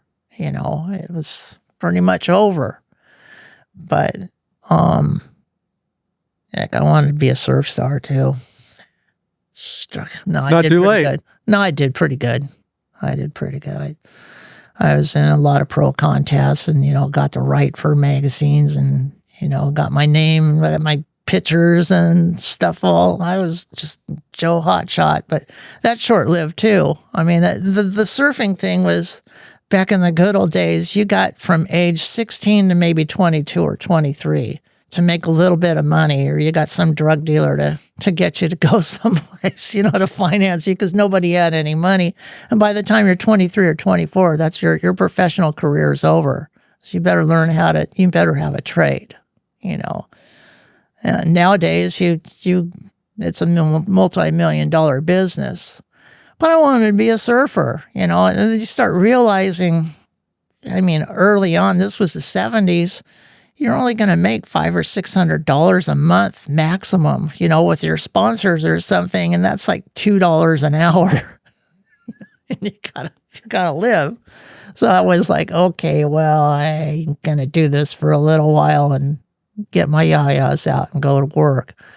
But I really, I mean, going back to what we're talking about transitioning is, I don't think these people are thinking it out. You know, you're not going to be a model. Well, you're a kid. How could you be expected to think No, that you far ahead? can't. You shouldn't. If you're an adult and you want to do this or do whatever you want to do and it doesn't hurt anybody, that's a completely different thing. But doing this to children feels... I think it's abuse. I think it's abuse, and I think people should be arrested. But that would require accountability, which... Again, there's none. Yeah, and there's none. And so where does that fall into the responsibilities? Is you're not allowing the parents responsibility. You're taking the responsibility away from the parents and you're giving it to the government. So, you know, the churches can't do it. Who can do it?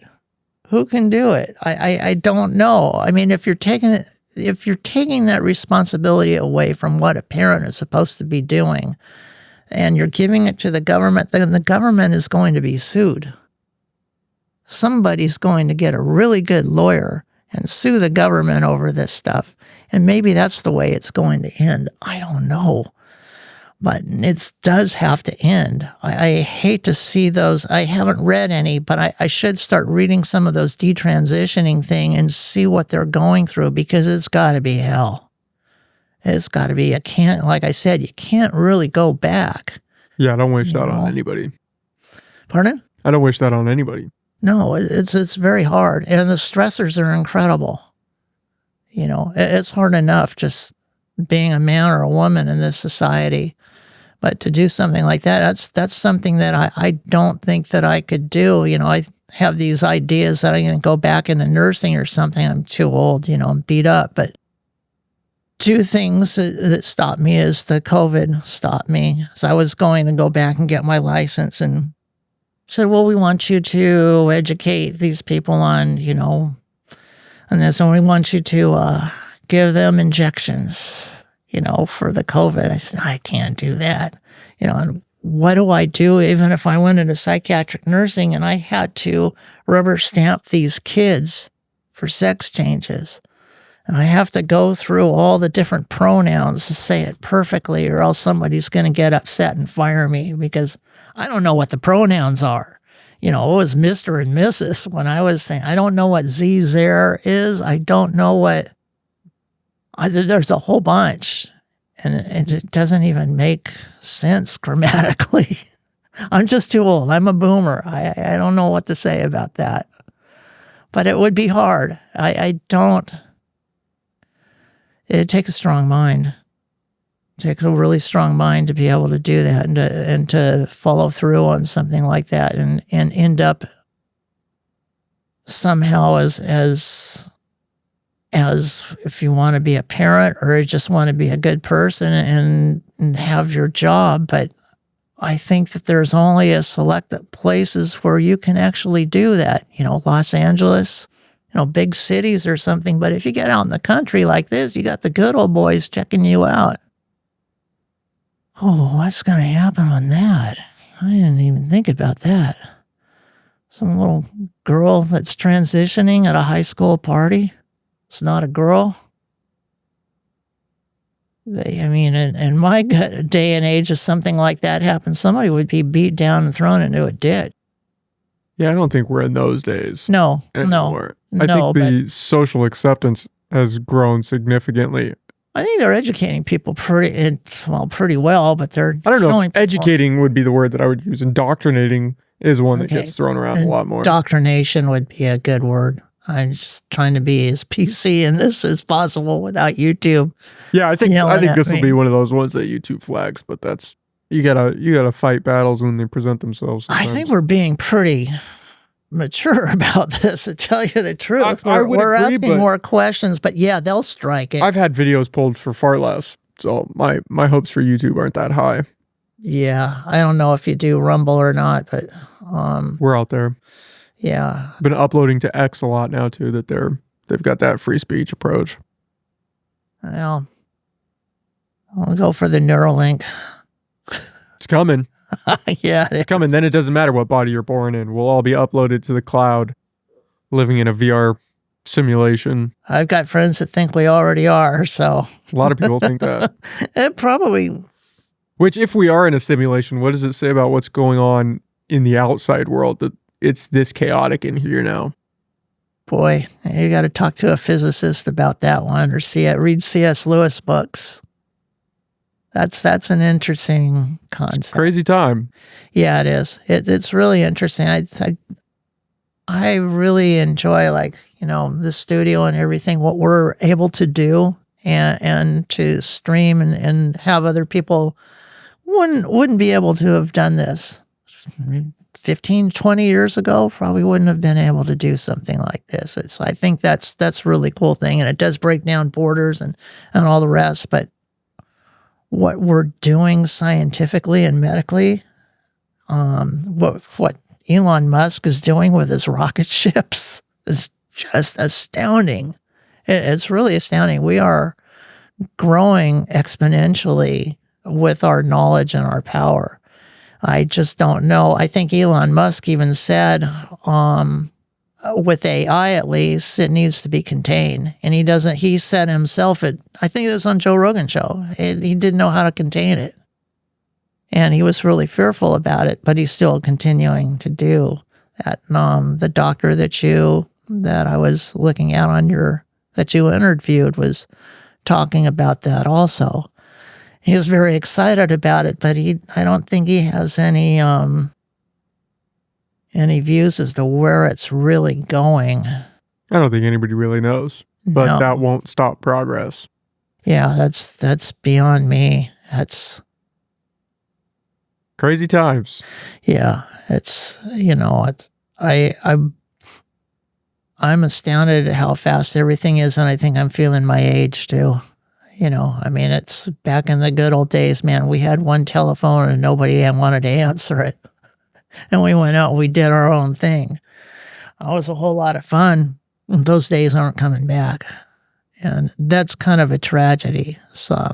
With my daughter, I wanted to show her, the surfing world is going up. And up here, you can kind of do that. You can just go out in the country and be by yourself and maybe go shoot a rabbit or something like that and learn how to do these things. But back in the city, things that we took for granted back then, going fishing, and cooking things up for our parents, and being real proud of these things, and just surfing and not seeing anybody for days. Those days are over.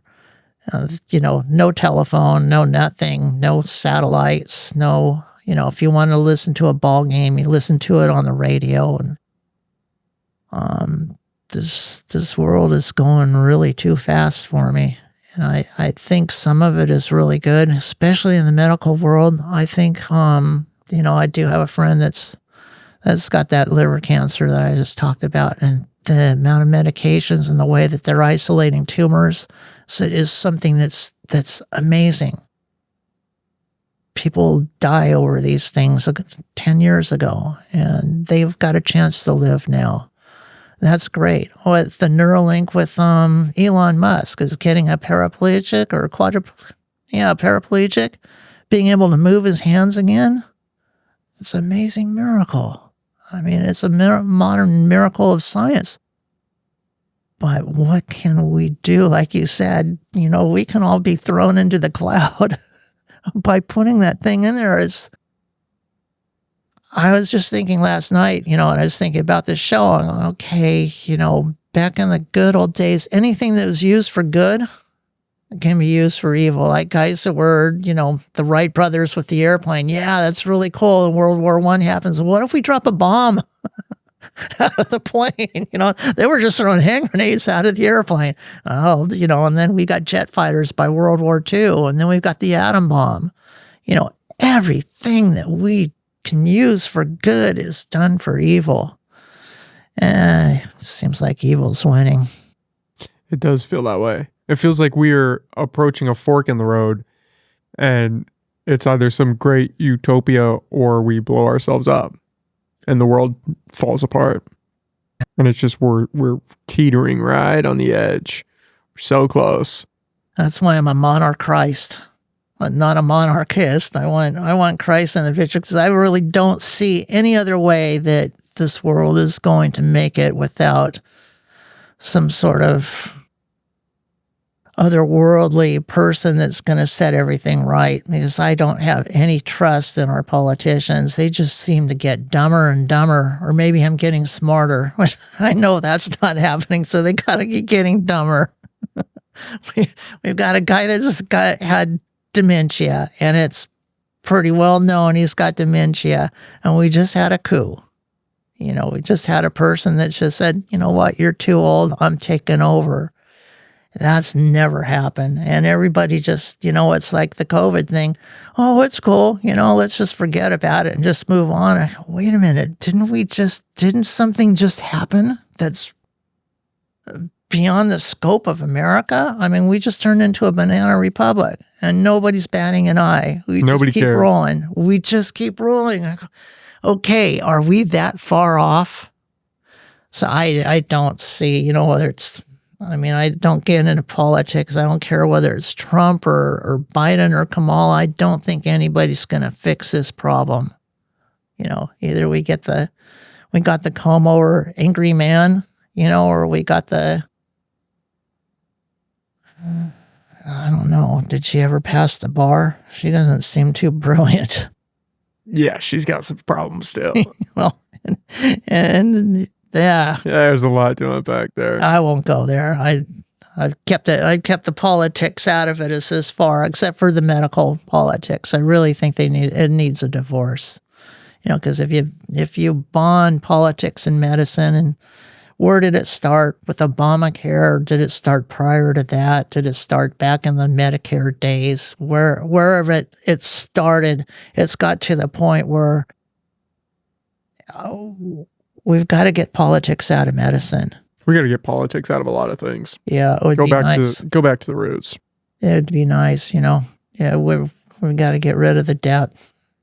We're a vassal state of China. We're, you know. Possibly Israel too, but. Oh, God. Carl, thanks for coming on and doing this, man. I know. We spent like 3 hours bullshitting. Yeah, I think it's already fun. 6 o'clock here. So Holy we've mackerel. been in here for a minute. Past my bedtime. Do you want to plug anything? Give any shout outs for any stuff? Just my Aristocox guys. You know, no, I don't have anything. I have a whole lot of fun. I'd really like to tell people some of the things that I do. I volunteer, you know, at a church, and I do ushering. This is about as open as I ever usually get. There's a group that we do sometimes. I don't have a link or anything called Founded, where we go down and we help the homeless, and that's like once a month. And then I do jail ministry also. And, you know, shout out to the guys. Hopefully they'll be able to see this, because I told them, you know, the jail ministry. So, hey, you guys, hold on to those orange jumpsuits. You're going to get out soon. That's about it. You know, I thank you for having me on. I really enjoyed it. Yeah, thanks for doing this.